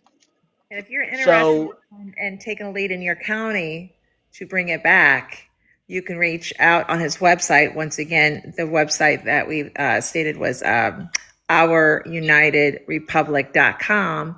and you can even email him. Now he is getting a little overwhelmed. I'm going to be honest with you. So if he doesn't get back to you right away, don't take offense to it. He's getting a lot, and I mean a lot of people hitting him up because we all feel the same way. It's so exciting. At the end of the day, we all just want America back. We just want our Yes. Constitution, our freedom back, our monies back, things that are owed to us that has been taken Well, we away. want our just due. We want our just due. We were promised. Yes. Most people that you talk to that they called crazy, or they said that they were what did they say? They said they were terrorists or whatever else, right? They made all these accusations because they were cowards and they were terrified. Most of these people, if you talk to them, they don't want anything special. They just want what they were promised. That's They right. were told they had rights. They Right. want to be able to exercise those rights when they're wronged. They want, when someone comes to steal their property or bamboozle them or swindle them, they want to be able to protect their stuff. That's right. They want to be able to have a legitimate say in how their children are raised. That's not asking a lot. And most people that have been accused of these things by these losers, all right, they that's all they wanted. That's all they wanted. And that's our problem. And that's where we are now. We have a chance to move it back and say, you know what? No, we're going to put our own council in place. We're going to build our own community school. We're going to have our own curriculum. You can have my child when we feel that my child is ready to deal with the rest of the lunacy in the world. But Right. you're not going to conquer my child at 9 years old. You're not conquering my 9-year-old. Stop it. Go away. So that's really what we have to come to these fundamental concepts of I'm going to of switch really we have to gears. pay attention to community. I'm going to switch gears. I've seen this come Go up ahead. quite a few A times. Let couple me go times. back here real quick. I'm glad you're looking because I keep Yeah, talking. I'm going to go off of the topic real quick and switch these topics to med beds. So I see people talking about med beds on here. So I'm going to share a little bit about me real fast. Let's see here. I was diagnosed in July of 2024 having stage 3 lung cancer. I was told if I did not comply immediately, and I would be very careful how I use my words because I want to post this on TikTok, but they're still kind of like, watching things and people are still getting removed. So I get nervous. Why I haven't posted these full videos is what if they remove me? I've been kicked off like 3 times. I'm trying to get back up again. So, but what I will say is they gave me 1 year left if I didn't do the things that they had shared with me to do. It's very overwhelming when you get news like this. It's very overwhelming. We have been, it's been put in our brains since the time we were born. You get that C word, it's over. It's going to be a crucial road ahead. I lost my father almost 4 years ago from lung cancer. And I watched it and I watched what happened very quickly. And I was begging him to stop. A lot of things that took place. I don't want to get into it right now. And he's an amazing man. He wanted to trust and believe. And that's what was breaking my heart is because in the world we live in, one thing Bob and I talk about a lot is they hate us and they don't care. They don't like us. It's all about this at the end of the day. So I had to make some big decisions and it was very difficult because they do tell you. And what they were telling me, I couldn't believe what I was hearing. And I'm like, dead in a year? I'm young. I'm 53 years old. I have 4 children, 2 grandchildren. I'm like, come on, this cannot be happening. How did I even get this? How is this happening? I'm like, well, I just lost my father from this. And I found out I've had it since 2020 and it's just been growing. And then they told me it was in my lymph node. And then I immediately, started doing the I word. But it's not just that. That's the thing. And I was watching and I'm seeing some things on TikTok. They're buying it from these stores that's in these tubes that you don't take that kind. There are different kinds, and this is why I'm so frustrated because people are desperate and they want answers and they don't know where to go. And before, if we talked about it, you were crucified. You're in trouble. I mean, I So can't even really say it because I got kicked off. I had almost 20,000 followers in a matter of 1 month showing them what I was doing, and they removed me like that. So I started taking the Ivor, and then I did flabinzole with that. But I also took milk thistle to go with the Ivor because the Ivor can destroy your liver if you're not careful with it. You need to know how many milligrams to take because of your body weight. Some is only like 1 milligram and they're charging you $20 a pill. That is robbery. I did 12 milligrams. I did 3 a day. Tractor store, you got to be careful. Don't buy it from there. That will make you sick, and that could put you in kidney failure and liver failure if you don't know what you're doing and what you're taking. So don't follow the trend. I saw it on TikTok and I was freaking out, and I started praying for everybody because people are desperate. We want to get rid of these parasites, but that one tube, I got to be careful how I'm saying this. My opinion, don't take that tube. Go to that pill. It's out there. I'm working with someone right now. I know that they're putting a law in place, or you don't need a prescription, but the law has not been put in place yet. So when that time comes, I will give you all the data that you guys need. But with the ivermectin, you need to have milk thistle with it to protect your liver. Your liver has got to be protected. I take 24 supplements every single day. I drink water all day long. Now, everything was shrinking on its own. Okay. In October of 2024, after I got a second opinion. They did another scan. They did MRIs. They did all this stuff to me. Well, then they found something in my brain. I had a mass about that big. It was a little bigger than a quarter. And then they found another spot in the center of my brain. So my fiance, who is amazing, was studying day and night with me, but he was coming up with formulas, and I'm so grateful. He found mebendazole. Mebendazole is for the brain. So I started taking that. I do have to say this. You are talking about something that is way beyond any of my understanding. So I'm listening like everybody else. Yes. I cannot add to any of this at Yeah, all. that's So I'm okay. just listening. I can't add to a lot of your stuff, and I learn So from you too. So I started taking mebendazole. Now, when I discovered the cancer, you got to remember sugar feeds it. Sugar will multiply it. So I immediately had to starve it for 6 solid weeks. And it is hard. Let me tell you, it is not easy. And I'm in the health and fitness arena. But when you know now you got to starve something for 6 weeks, you're talking no sugar. You don't want sweeteners because what it has in it was just cancer causing. So everything's got to be natural. So now you're looking at stevia. But now I can't have honey either. I can't have any type of sugars. So everything's got to be completely green and raw to starve it out. So now I got to detox the body. So now I'm doing my ivermectin, my flabins. This is in July. No sugar, doing raw. Threw away the plastic. No plastic bottles. I'll tell you why. The plastic, they're in these big trucks. The heat's hitting them at 100, 110, 120 degree temperatures. Those plastic particles are burning and going into your water, and we're drinking it. That's not good for us. So I got rid of all plastic. No plastic in the microwave. I don't cook my food in plastic. Everything's glass. So I would try to stay away from plastic. I have my own theory about what plastic actually is, and I don't think anybody's going to like it. So I'm just going to not say it. yeah. So then, Plastic is not good. nope, not at all. So everything's natural eating. I go back in January 17th. My brain is completely clear. There's nothing left. The lymph node is clear, and my mass was 5.6, went down to 2.5. I do red light therapy. I do the methylene blue as well every morning because of the radiation gets rid of. Is it what? Is it? Sorry, mebendazole. Yes, that was for the brain. Mebendazole. They didn't know what to say to me. They didn't want to talk about it. I wanted to talk about it. They did not want to talk about it.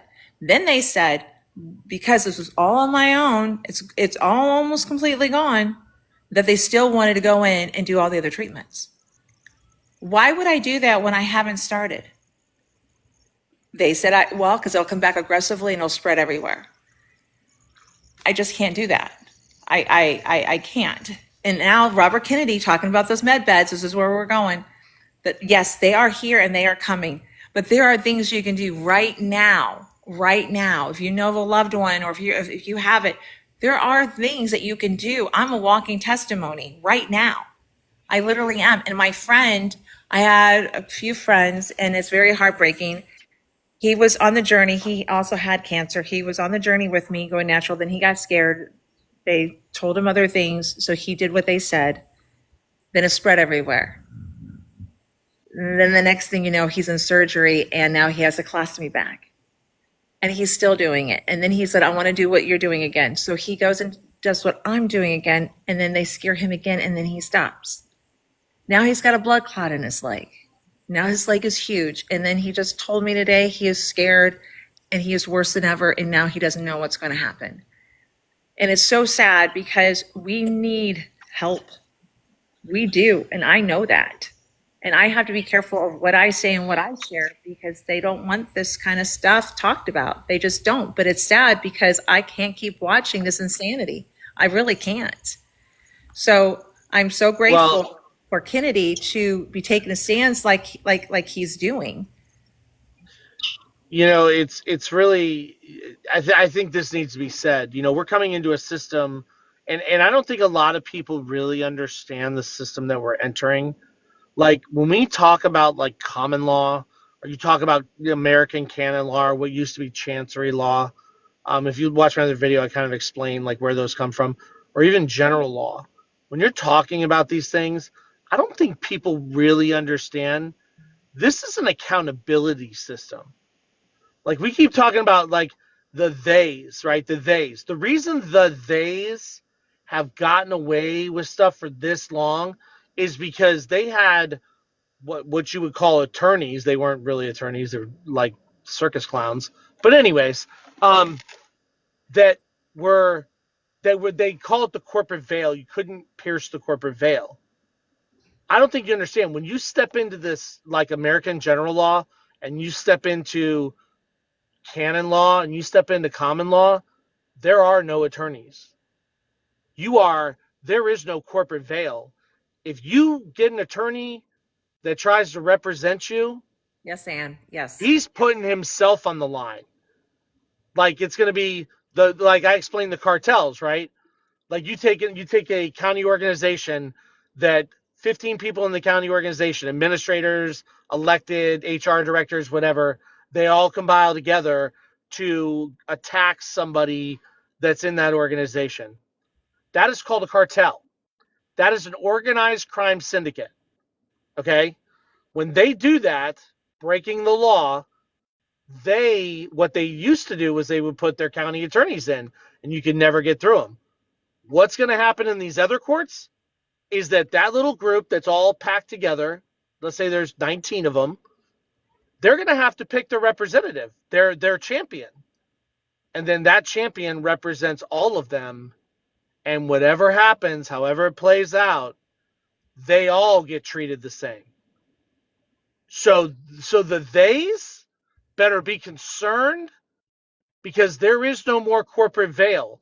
There is no more, oh, I can, like, oh, we can discharge a bond. There is no bond. Your butt is the bond. And it could be very well that you end up in a situation where you are restrained from owning any property, from having any entitlements, from having anything, put in a penal colony. Like that's literally what's going to happen. So they better be more concerned about like all the people they've wronged Yes. because that's who's coming. And if they've got a legitimate case and there's a trial by jury that declares that law fact, yep, you were wrong, yep, that's what's coming down. So the theys are going to have a real problem. They are. Um, And yeah, I want to throw one more thing out there. In this journey that I've been learning, which was a scary journey, and it's been a scary journey, and I'm not going to lie to you guys because you're making a sacrifice against what we've been taught our whole entire lives, okay? The one thing I did start doing immediately before I got the rest of my stuff, I mean, it was like when I got out of the hospital, I came home and I immediately did this. And this started working quickly before the Ivor took place. Okay. Ivermectin, you know what I'm saying, is vitamin C, 10,000 milligrams per day. My fourth day, the cough stopped. I quit coughing. Europeans do 30 to 50,000 milligrams to kill theirs. I have a Interesting. friend. He was doing my IVs. I got kicked off of TikTok for this too. I was up again with a lot of followers on my journey, and he did the IV of the VC, and he went 25,000. We were nervous. I'm like, oh, 25,000 is a lot. But he did it. I was fine. It cleans your body out, but that's what you want. You want to remove all those parasites, get them out, detox, clean, clean, clean. And I was fine. The pain went away, the cough went away. I could swim in my pool again. I couldn't even do laps. I was taking deep breaths, burning, coughing. I mean, we're talking within that week, the cough like almost was gone. I had this dry cough, and I didn't even know I had cancer. I was like, why? I keep coughing. I'm like, it was like that. Like you think I was faking it. No mucus, no nothing. It was a dry cough. Now, and then one day I had a vision I was going to cough up blood. And I know it was the Lord telling me something. I'm like, okay, something's not right. Something's not right. Something's wrong with me. And then I was tired a lot. They don't tell you what to look for when you have cancer. You don't know. You think you're fine. So I was coughing, dry cough, and then tired. I was like, why am I so tired? I mean, I was getting to the point, I was like, all I want to do is sleep. I was like, what is happening to me? And then I had a pain in my back area. And it wasn't bad. It would come and go in the same area. It was like pain. I'm like, God, why is my back hurting again? So I'm like, okay, maybe I'm doing too many sit-ups or maybe I'm doing too much workout. So I'll calm down. And then some days the pain was worse than other days. And then the pain would be gone. But I'd still have a, and then I tell people, I'm sorry, I don't mean to be rude. And I'm like constantly, then one night I had to go to the ER. My kids called the ambulance because the pain was so bad. I couldn't even move. And then I couldn't breathe. I was like, trying to breathe. And then I was embarrassed. I didn't want to go into an ambulance. But then I saw the kids, I told them to leave and they came back and I realized this is serious. And that's when the discovery was made about me having cancer. So those are the signs that I had. And it's sad because we're not taught signs to look for when we're sick. But a Celtic salt, I every day Celtic salt. I do sour sop every single day. 10,000 milligrams of vitamin C every day. It's a lot of pills, but you know what? It works. For me, it's been working. And even the oncologist he said to me a few weeks ago when we were Zooming, the first thing he said, what are you doing? And I said, what? He goes, what are you doing to your skin? Why do you look so good? That's what he said to me. I said, you know what I'm doing? You got my regime. I do Egyptian magic too. Egyptian magic is a base for the skin to keep the skin nice and moist and dewy. And I said, supplements, what you guys have, they know everything I'm doing. I hid nothing from them. And he goes, But then he still wanted me to go and seek Well, he has to, this protocol. they're that He it has to. for them, like the system, the way it's set up, everything has been monetized Yeah. into this rigid billing system, so he doesn't have a choice. There's a lot of things that are going to come out where you're going to find out that either people legitimately did not understand, did not know what was actually happening, or they were so poorly educated that they just couldn't figure it out. Our education system is so broken. Like you can't, and the higher you go, the more you're educated. It's not really educated; it's schooled. The more you're schooled, the more you believe Yep. that you know, Yep. and you don't know. Like you don't know. Like I'm sorry, and you're gonna find. I believe they're gonna be like some resonant techniques, stuff like that, some light therapies that are gonna come in that I've learned. One of the things you learn when you're studying philosophy, especially when you go all the way back to like ancient Egypt and stuff, you start studying that, is how light works and how light connects to magnetism and stuff like that, and how elements are magnetic and they have resonant harmonics, and these are like the under like simple example. Have you ever noticed that if you know copacetic, right? The sound copacetic. But have you ever noticed that everywhere you go, the exact same copacetic plays the exact same song? It's never different. Huh. It's always the same song.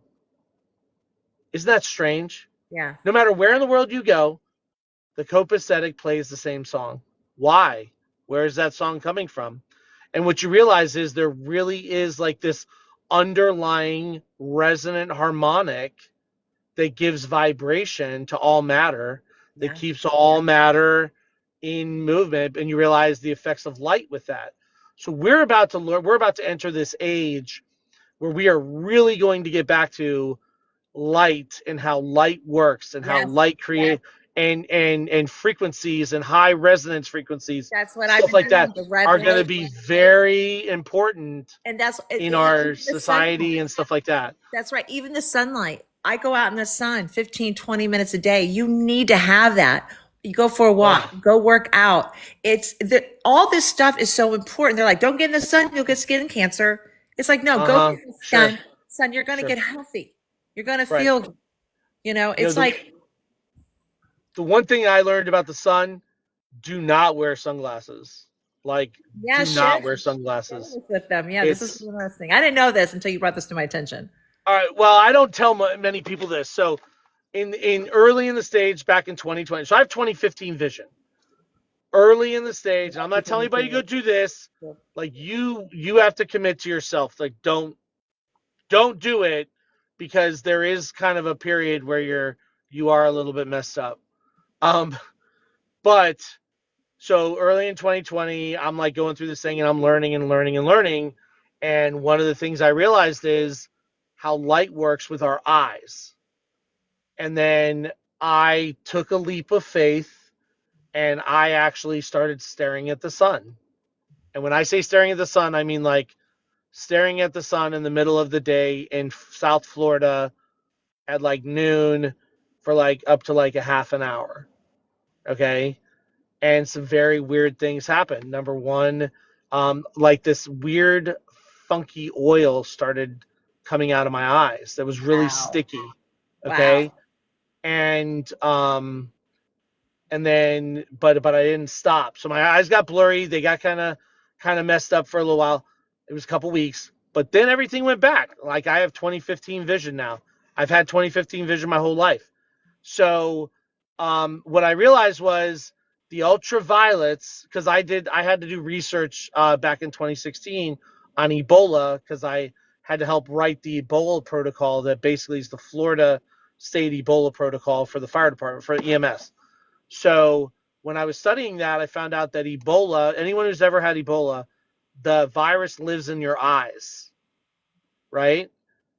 Well, that's because the virus gets into your cerebral spinal fluid, and your eyes are actually what leak out the byproducts from your cerebral spinal fluid. Okay? By staring at the sun or by getting ultraviolet light into your eyes, you actually clean your cerebral spinal fluid. This is deductive reasoning. So come to find out, as I started doing this, I'm like, well, this totally makes sense, because you're taking in those ultraviolet rays at high frequencies, Wow. and they are acting as a antiviral sterilizer for your cerebral spinal fluid. So, but I'm not going to tell you, but like I said, you have to. This is something that I did. For me, I don't regret it. I still do it to this day. Like I have no problem. Today I looked up and I just sat there and stared, and you know, and my eyes got a little gloopy and kind of drippy, right? But I'm not going to recommend anybody does it. Why? but but Don't your just go pupils. stare at it for 10 minutes. Just try to Yeah, I start, mean, well, that's like kind of what maybe in I the did. morning, But maybe at night. Yeah, just start but getting used to it. and I usually don't talk about like this stuff because this is kind of like, man, you took a leap of faith.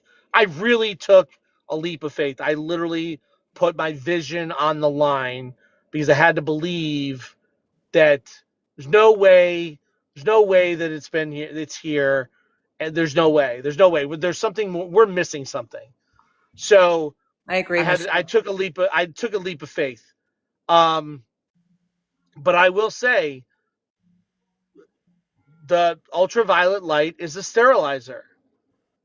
You have you build up bacteria, you build up things in your body, and they have to be secreted. So something else that I actually learned about was when you soak in water, right? So you like take a bath, you soak. Have you ever noticed that your fingers get wrinkly when you Yes. soak? Yes. But have you ever thought about why? I have, because nothing else gets wrinkly like that. Why is that? Because okay, so your fingers, your hands and your feet have the most amount of neuropathway, most amount of capillaries, right? Most sensitive, right? Right. But what happens when you get into the right mixture of water and you soak, okay, you are actually excreting byproducts through your capillaries out of your skin faster than your body can Yeah. produce the byproducts that are going to your capillaries. So think about if you haven't worked out for a long time and you go work out. You ever notice that like your knuckles get tight, like your wrists get tight, they get kind of swollen? Yes. That is because in those capillary beds, all this byproduct that's been lost in your system is building up. When you soak in water, especially with the right like use like magnesium or something like that, you will find that you are actually getting rid of garbage. You are soaking out garbage through your hands and your feet Mm. faster than the garbage can build up Wow. in your hands and your feet. That's what's happening. So Wow. like people whose legs are swollen or something, go soak. Soak. Get in there for a couple hours. Make sure you get wrinkly. That crap comes out of you. Yes. Your body is trying to get rid of this garbage that's Yes. inside of it. But you have to figure out what mechanisms allow it to dissipate and allow you to get rid of it. And soaking is a big thing. Well, and that's why, like in my opinion, with what I've looked at, I'm not a doctor and I'm not here to be one. I'm just living. I'm Epsom salt's a good one, yeah. yeah, I'm giving you my testimony. This is my walk. This is my journey.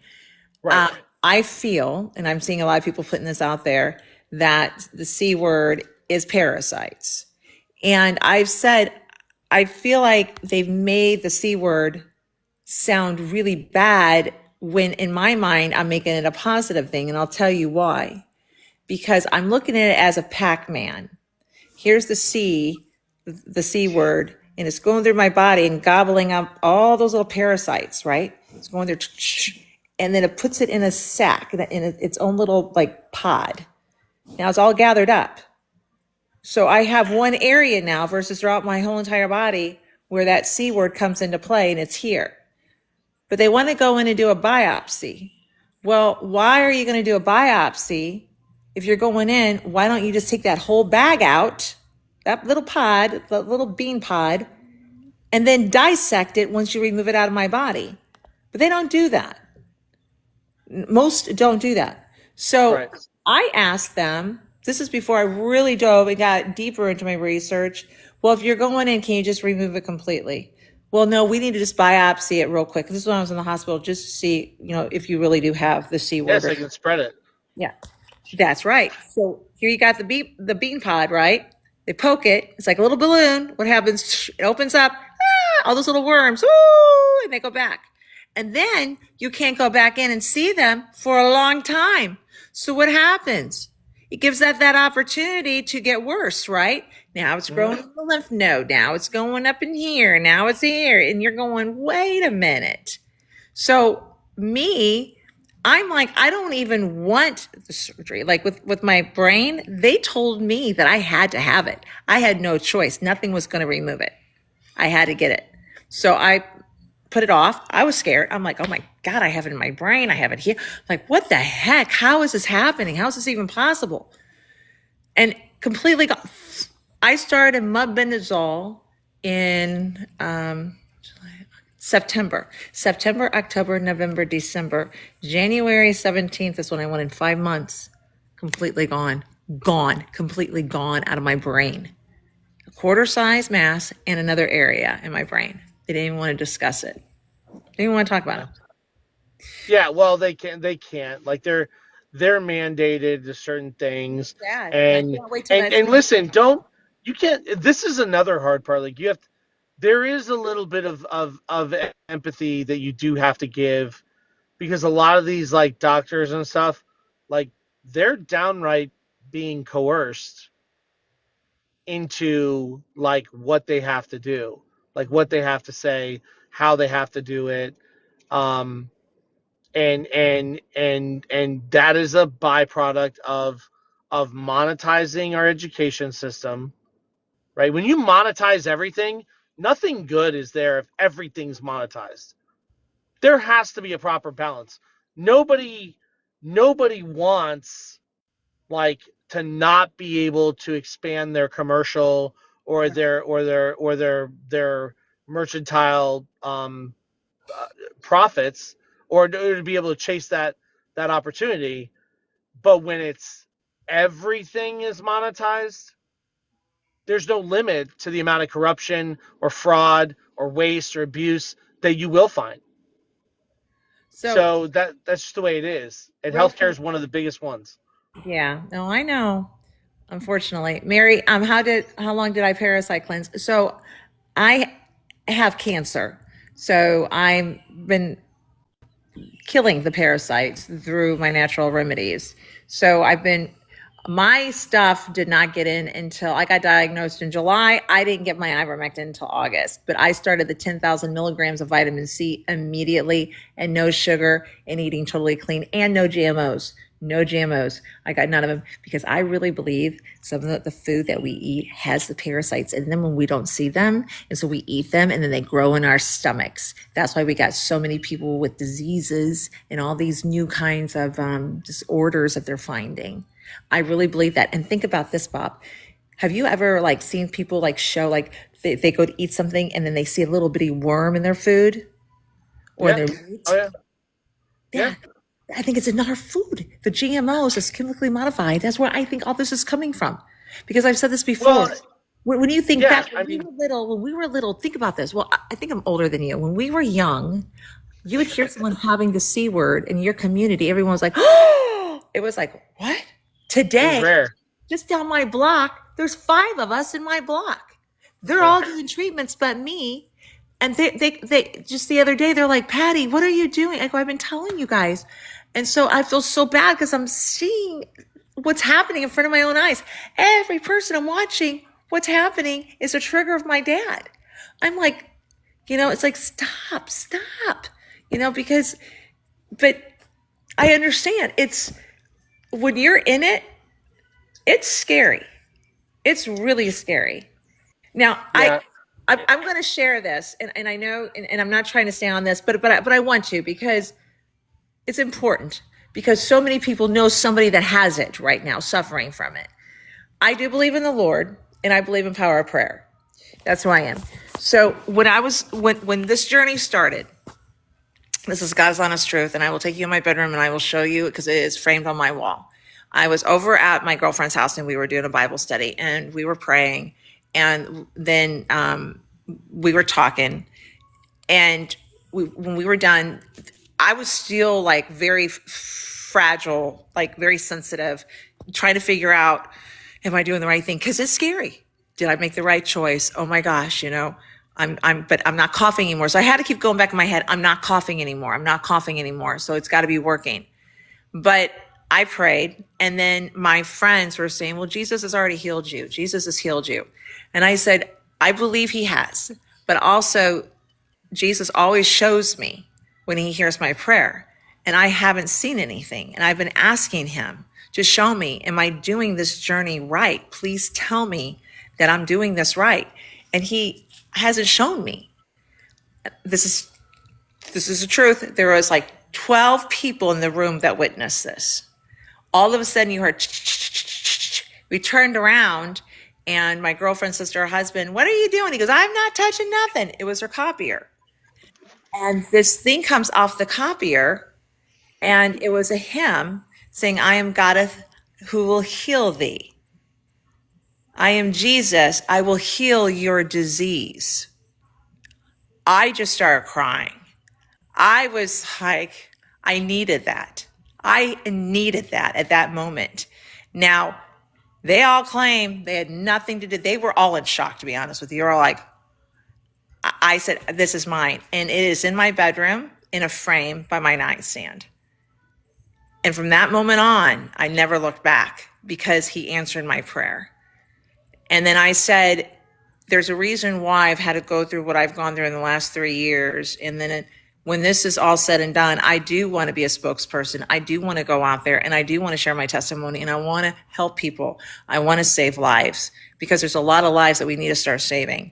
And through the findings that we have found, it's been a lot of joyful tears. My kids got to witness everything. They've been my strength, my family, my friends. So now when we hear of someone that has this, we want to do everything in our power to show them what I've done to help them. So I just wanted to just put that out there. Well, I think putting it out there and facilitating people making their own decisions, and trying to get them to make an educated decision for themselves Yeah. is important.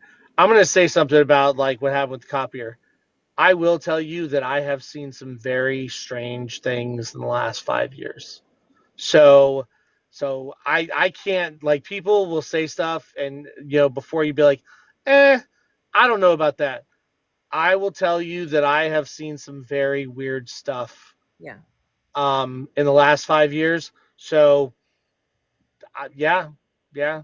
Nothing surprises me anymore with some of the strange things I've seen. Yeah. So I just like, yep, if that happened, it probably happened Yeah. I'll show you because I've guys. seen other weird things happen I wasn't that I planning on can't taking explain. I wasn't planning on taking anyone in my bedroom, but hold on, I'll show you guys. Hold on. So here we go. Here it is. I am God that healeth thee. I am God that healeth thee. I am the Lord your healer. I sent my word and healed your disease. I am the Lord your healer. And then it repeats itself. And then I put a There picture you of go. myself as a child up above, a reminder of every day to not stop fighting. That's awesome. So, Yeah. So, well, listen, what do we at? We're at a little over two we're at the hours. end. So we'll wrap it up. Is there any questions that we can answer? Have you been reading the comments, Bob? I've been trying to. Um, I think a lot of these people that like have questions about the stuff that you're talking about, they really need to reach out to you because you've Yeah. definitely that is definitely your realm and it's far beyond my realm in that stuff. So, um, but I haven't really seen anybody asking questions about anything else. No. So here's the thing. We've started a podcast. We're on YouTube, and I believe our second episode goes up tonight. It's going up tonight. You could find me on TikTok on this page. Follow my page. I'm starting to put more stuff out there about what my journey is. I'm on the podcast that I'm going to be doing. I'm bringing in some of my close friends that is in holistic medicine and we're going to be talking. And it's very important because so many people are struggling today and they have questions and they want answers, at least some hope. Or they want alternative opinions, like Absolutely. because really, you know, as a society, oh, he wants to know what plastic is. Ah, Got to get in my into it. mouth. Okay, fine. This is my opinion. My opinion. Oh, wait, first of all, Plastic. wait, on my page, if you follow me, you'll see like a link to the YouTube. You can go to that YouTube. That's where you can start following us. But we're going to be on all kinds of social media platforms. So, and then you'll be seeing more and more of me talking about my C thing. But go on with your plastic. And then someone else had a question for you, Bob. I missed it. I It was about the plastic. They want to know. So Oh let me no, I finish up need with to know this about because foreclosure courts too. So I don't Tracer, once he talks about listen. plastic, we'll get to you, Tracer. Okay, go ahead. Yeah. So plastic. Yes. Well, I know we are told that it came from decomposing organic material from dinosaurs. The only decomposing organic material that gives off any type of gases that we seem to like or enjoy or use would be poop. I actually think that oil is actually excrement that gets binded into pockets, and petroleum is actually poop Wow. because Are you it's kidding me? I'm serious, because plastics are refined. Oh my God. It's the only thing that makes sense. It's brown, it has iron in it, it's heavy, But it Seven, you're collects. probably right. Oh, It's it's it's organic organisms byproduct. It's poop. That's my opinion. I think it's poop. oh I think it's compressed in nature. I think that it sinks into certain pockets and it compresses and it sits there and it starts my God. Me to, too, Liz. and I think it's actually poop, which is why it makes methane and why it gives off all these gases, why we can light it on fire. It's the only thing. It doesn't make any sense because I can't imagine that there were that many actual dinosaurs. It's poop, and that's why it's so unhealthy. Oh, jeez. That's Okay. my opinion. It's my opinion. I'm allowed to have it. Welcome to the world of, This is we great. are allowed to have our own opinions Yeah. as long as we don't shove them down everyone else's throat. That's the new world we're going to. Okay, someone's So asking about the EBS. Okay, we had someone with military question on here. Let me go up here. I apologize, guys. Um, let's see. Your fossil fuel is a lie. Let's see here. What is his name? Wait. I saw something about DG4. I saw about the knee replacement. I can't Welcome. tell you what to do. We don't know when those systems are going to come online. I have a suspicion that they do have the actual medbed systems.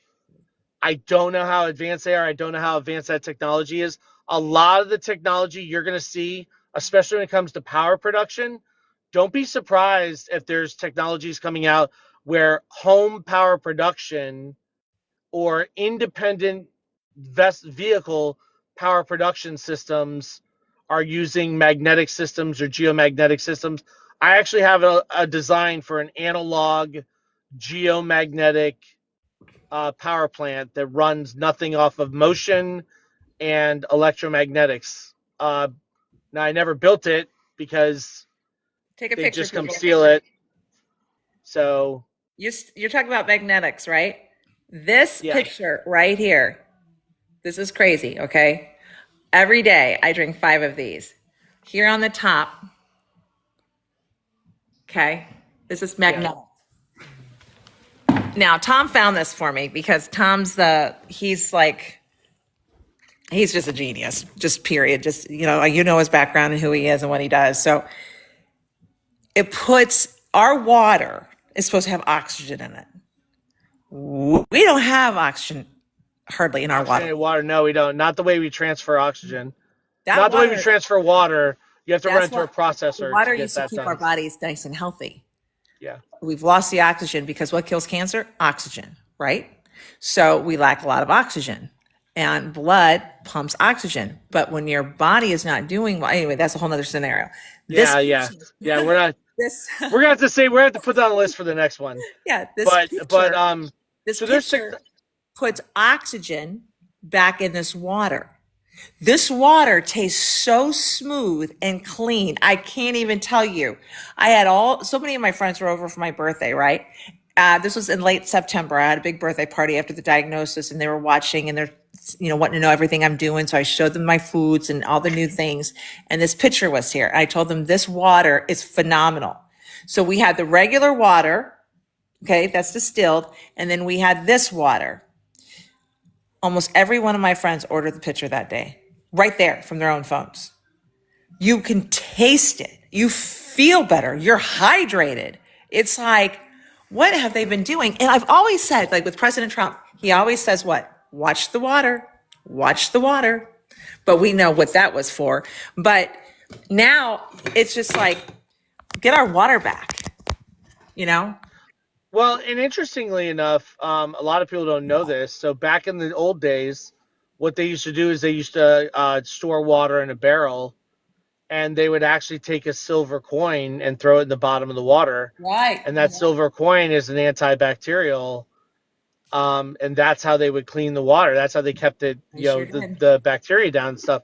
So there's a lot to do with electrolysis and what they call it, dielectric electricity. So when you take two metals and you put them together, they have different electrical charges, and that's what really, like your battery on your car, creates corrosion. But when you do that and you put it inside a vessel, something like water, you actually create a current just with those two metals in there. And a lot of times those currents can like kill bacteria and stuff like that. So that's where a lot of this stuff comes from, is electromagnetics, which is stuff that a lot of new technologies are going to be based on. But so listen, if anybody has anything about their DD214 or whatever else, go ahead and go to the website, ourunitedrepublic.com. Send me an email. I'll get back to you, and we'll figure out like what, like if you're where you are, what you are, or what's going on. Because I've seen a couple weird things, that people thought it was a DD214. It was actually their uh, inactive reserve discharge. It's a little bit different. But go ahead and reach out. OurUnitedRepublic.com. There's an email address on there, and we'll try to get you moving in the right direction. If if you go to the bottom, there's instructions for veterans. Print that off. If you have your DD214, you have not done your upgrade hearing yet, it'll have instructions on there. And if you need help, let me know. Just reach out. I'll be happy to walk you through it. Same with if you want to start working on getting your community trust put together, your community private public trust. That website's for that also. And if you have any questions, reach out. So, yeah, they're asking about this thing. Interesting. This is what it looks like.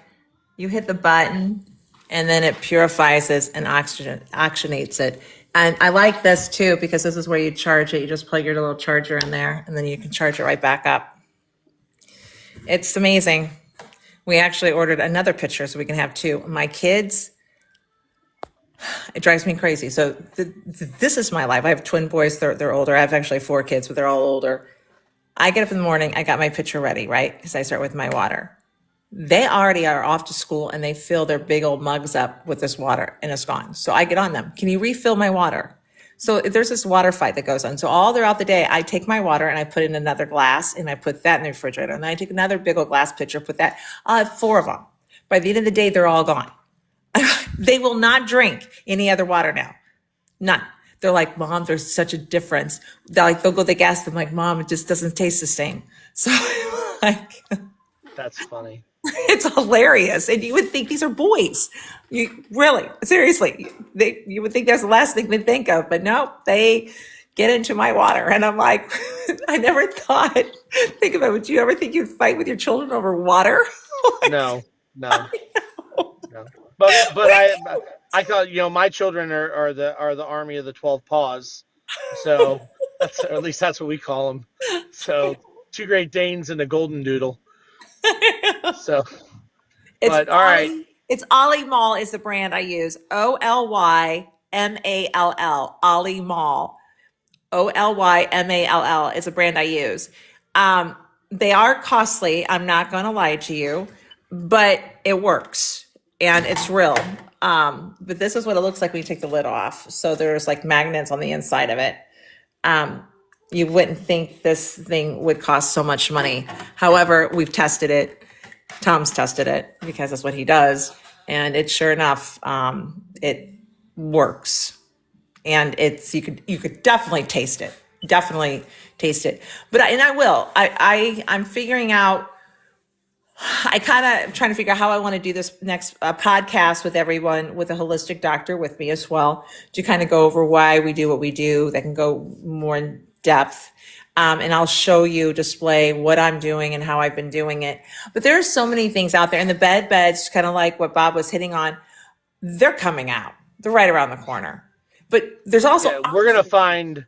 Listen, I wouldn't be surprised if like some of the stuff you see in like some of the vessels, like a sky highway, like in theory, with the geocentric systems and the power plants that work the way in theory they're supposed to work, there's there's a good possibility you're going to see some very cool stuff.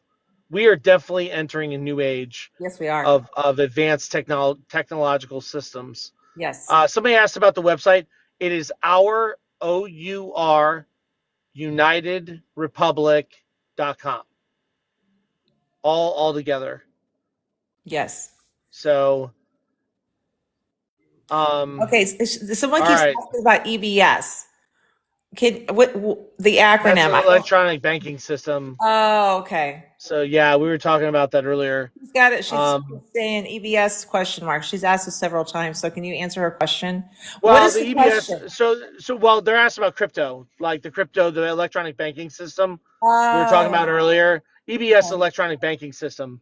So that's the system where I said, so what's happening, and I'll give you I'll give you a quick couple minutes. IMF is the and actually I didn't talk about this before. IMF, international, isn't that funny? International Monetary Fund in international jurisdiction, which is not where it's supposed to be because that's human rights and arbitration. Right.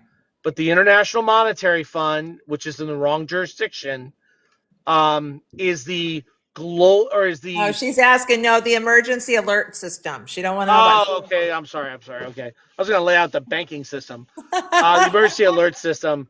Well, all that stuff's getting. The emergency alert system was ran by Homeland and by FEMA. FEMA's been dissolved. Basically, they're broke. Obviously, the $700, right? They don't have any money. They're broke. Homeland is moving back into Treasury, but the emergency broadcasting system is getting nationalized under the National Response Association, which is in Homeland, but it's coming out of Homeland and it's moving back to the U.S. Army. So the emergency response system is going to be out of the military, and it's going to be more, I would say, more like applicable to usage than like propaganda to get people concerned or raise their level of concern about all this other stuff. It's going to be more like directive, like, hey, this is going on, blah blah blah blah blah, than just be afraid because we're on alert because we're afraid. We already know you're afraid. You're afraid of an audit. I mean, what else could you not? I mean, I know. you know, Like, we've been ran by we're people who couldn't find protesting their way, now. who couldn't like they couldn't find their way out of a wet paper bag, and they're afraid. Of course, they're afraid. They're afraid of a question. They lose their mind and turn into animals at the moment that someone asks a question because they're afraid they might have to actually answer a real question. So we know you're afraid. We're not afraid of you. Like we're not afraid like you because we Preacher haven't Bob. screwed the whole world, and they might actually come back. So we get you're afraid. They're afraid. We know you're afraid. Trust me. We've all figured it out. You told us for years how afraid you are. So so the emergency response system is going to be nationalized. I think it's going to be more direct based applied and more action based, like, hey, blah blah blah blah blah. than this fear mongering, like I don't know, it's almost like a bad horror movie, like a really bad horror movie. Like I don't know what this thing's called that we've like the the the end of dumbness. Like I don't know what we're supposed to As my call Trump whatever says, that was that you're we the just team went of through. common sense. I love it. Yes, they're the team of dumbness, the team of common sense. The age of dumb has ended. Yes, it The has. yeah. You know what's funny? There is one where it says, and I forgot where it's in the philosophy. So when you go to the documents, there's one called in the prayer. It actually lays out the philosophy of the brotherhood, like what the brotherhood is. But in the end of it, it says the age of flesh kings is ending, and the age of reason is beginning.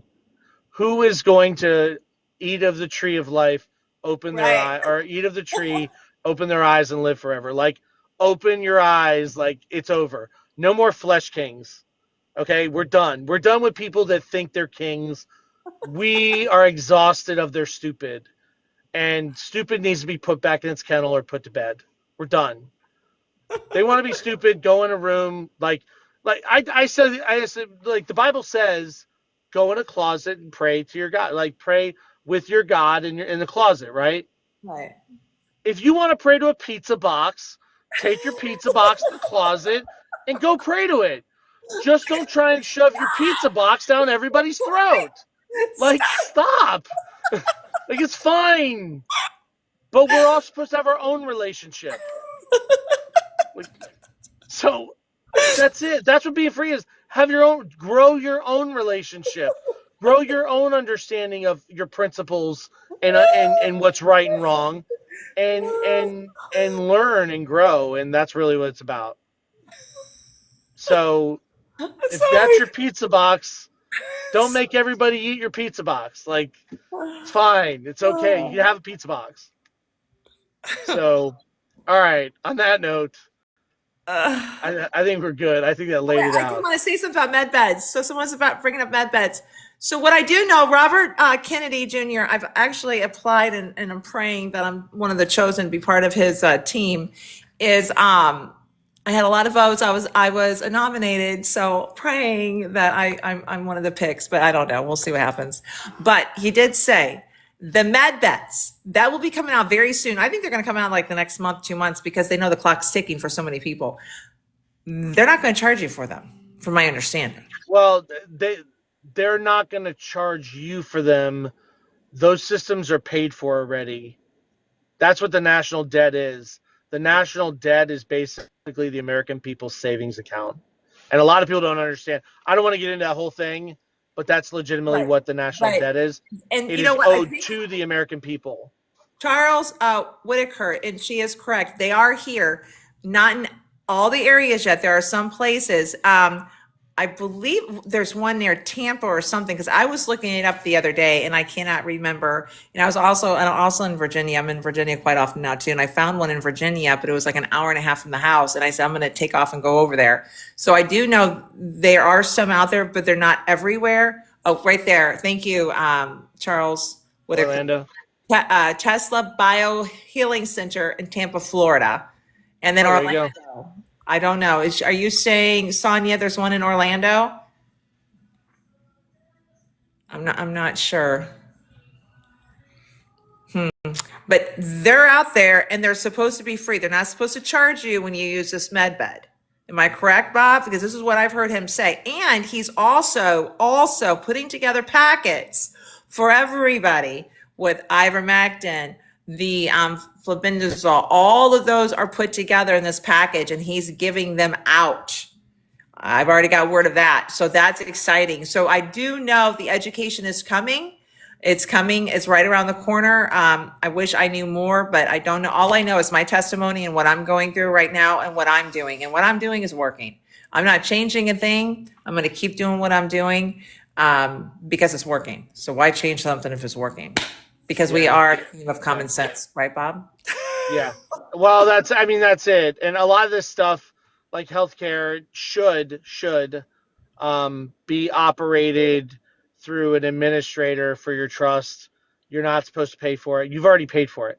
And that's part of non-monetizing it. That's putting it back in the trust system where it belongs, where it was originally, and it being administered through a judge advocate Yeah. that takes care of that stuff. Because healthcare, children education, children, like, these are national defense issues. The, this is a national, this stuff needs to be national defense issue. The raising of our children to be functional, independent human beings that understand processes, especially social processes, that is a national defense issue. A healthy society with food, that is a national defense issue. Healthcare is a national defense issue. It's not a profit issue. So they have to be moved back into that system. Now that we have that system, we have that trust to move that system back and put responsible individuals in that system to operate it. Yeah. So, Everyone's asking about what we were talking about in the beginning. I think a lot of these newer people didn't hear what we were talking about. They're talking about the monies, kind of like monies that are owed to us because we've been robbed our whole lives. right. Yeah. Essentially, yes. Yeah. So these are our opinions. These are not fact based, but gathering from what President Trump and Elon Musk is talking about, it will be soon. How much? I don't know, but I think it's going to be a lot.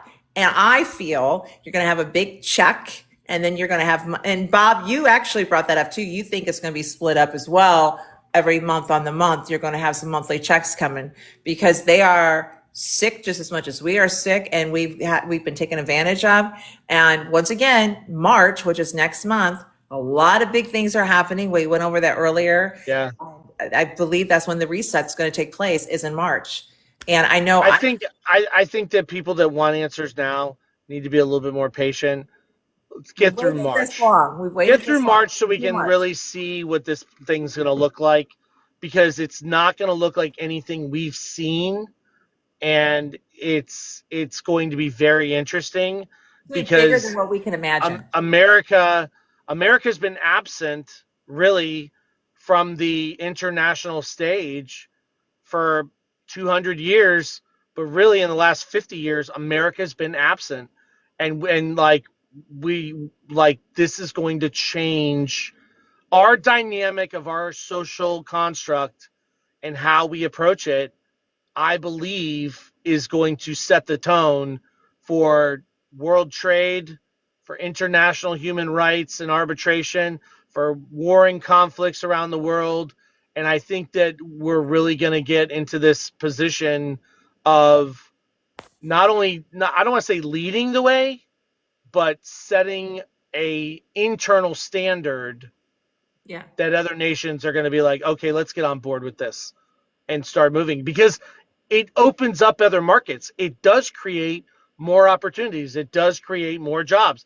It does create more business, and it creates reproductive jobs, reproductive opportunities. So instead of consuming and destroying, we're actually facilitating and producing sustainably. Yeah. And I think that's what you're going to see. Even our law system, if the law system goes the way it is and it works the way it looks like it's going to work, our law system may turn into the model for nations around the world Mhm. to return back to the way things are really supposed to be ran.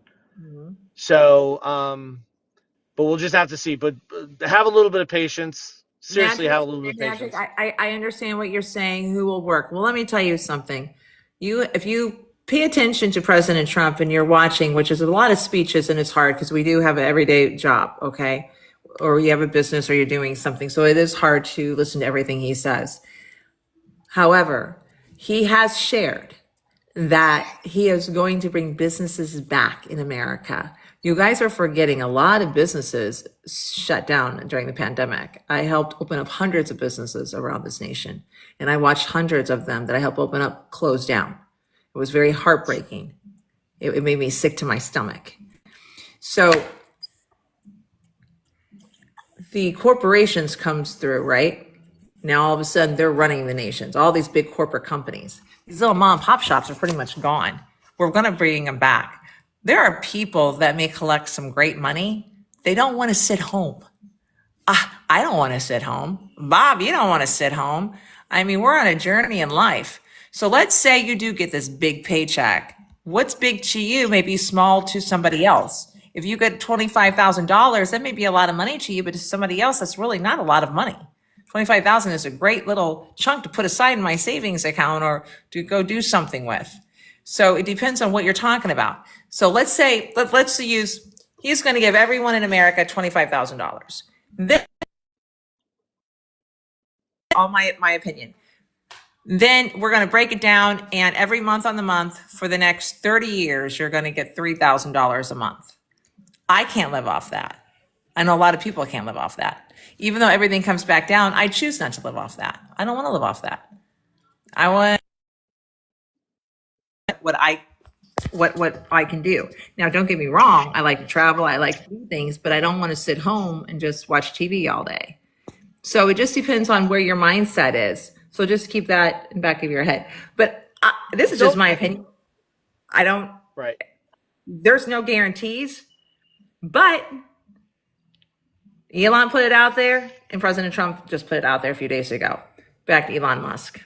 I mean, a lot of people have to remember, like our nation, like there's a lot of infrastructure that has to be built, rebuilt, fixed.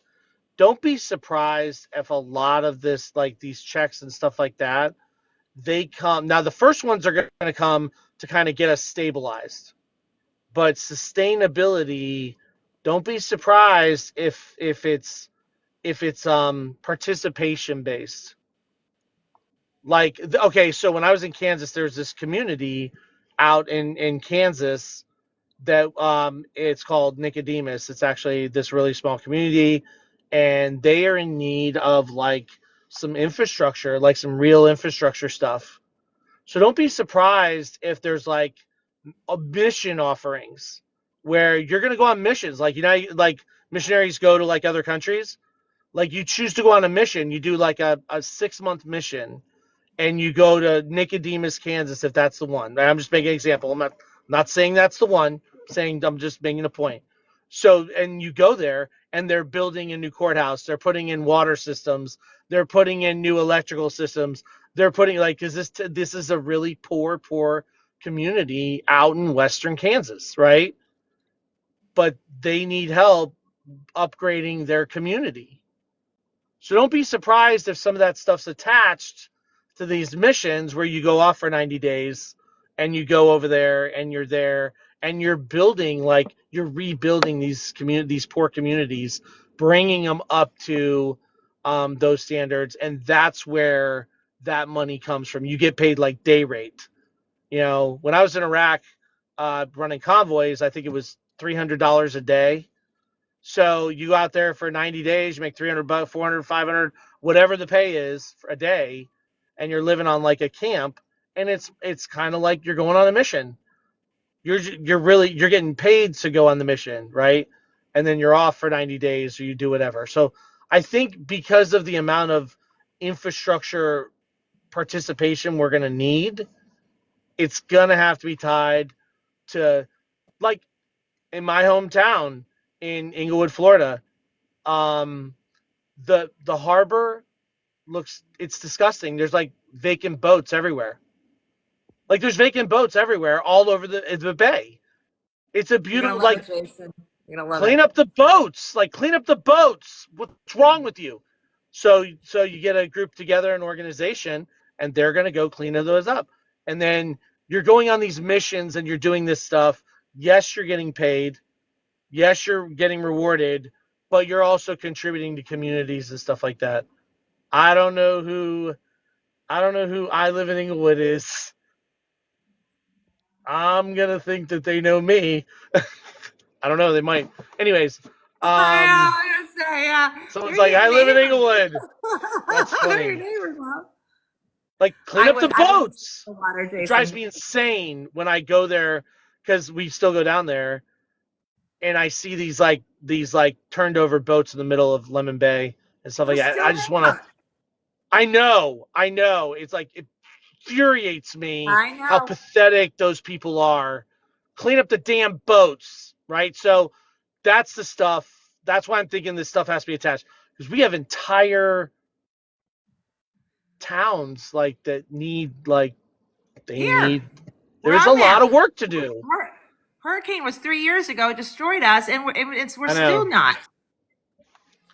So We still that's what I have would like to see. That's what water. I would like to see. I would like to see that.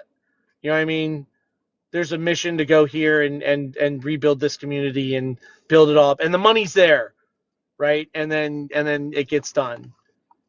So, Yeah, all I, right. I, but We're, I'm with it's been a half Lisa. hour. We've been trying to get off.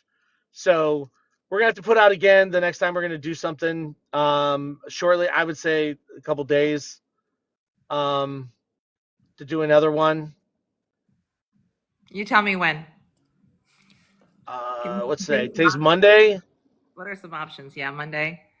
How I'm about putting Wednesday? the video up on YouTube, and it'll be across all the other social media platforms tomorrow. If you guys follow my page up there, and I have the link to the YouTube page, um, America: The Awakening. Yep. America: The Awakening on YouTube. We got a full episode on there. A lot of the content. Well, there's a lot of great content on that first episode. The second one's coming out tonight as well, so there's two. They are getting shorter because the first one's always the longest. The second one's Yeah. shorter, but I think we've got some minis coming in 15 minutes, 30 minutes, just, for the ones that don't like to Yeah. watch content for over an hour. So we have a lot more that will be going up. I'm going to probably just be putting a lot up in the next 2 weeks, but just so much is going on and happening that Bob and I can't even keep up. But see, Bob is also, not only is he an international attorney, he's also a fire paramedic. So he's I'm only a paramedic right now. I'm not doing any so now, fire stuff. okay. So So, now but he's yes, a I paramedic. am a paramedic. I actually got off this morning. So, I say let's do Wednesday, 6 o'clock. Are you good for that? Yeah, 6 o'clock's good with me. Wednesday at 6. All right. We're gonna do And I Wednesday, want 6 o'clock. thank you everybody that has joined in, and thank you for the kind words. We do appreciate it. I know I appreciate it. I know Bob does too. Bob's got a great heart, good heart of gold. And thank you all, and thank you for the prayers. Thank you for hearing my story, and just get the word out for a lot that I shared on how to help people. I really once again believe in faith, and it's one of those you do have to take a leap of faith, and I could see where that comes from, leap of faith. I've taken some leaps of faith.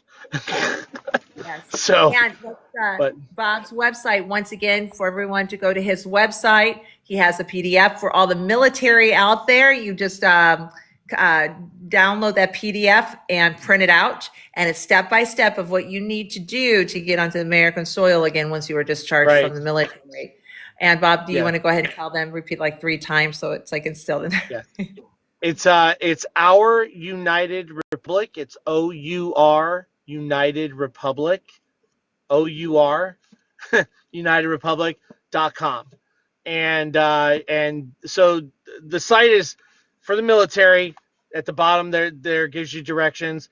The site also is working towards getting the county private public trusts built out.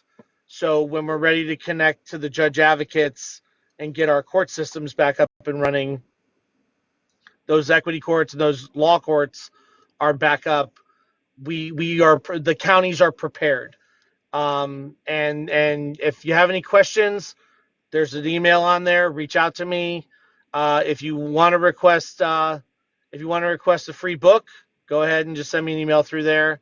I'll send you a free book that I wrote back in January and last January.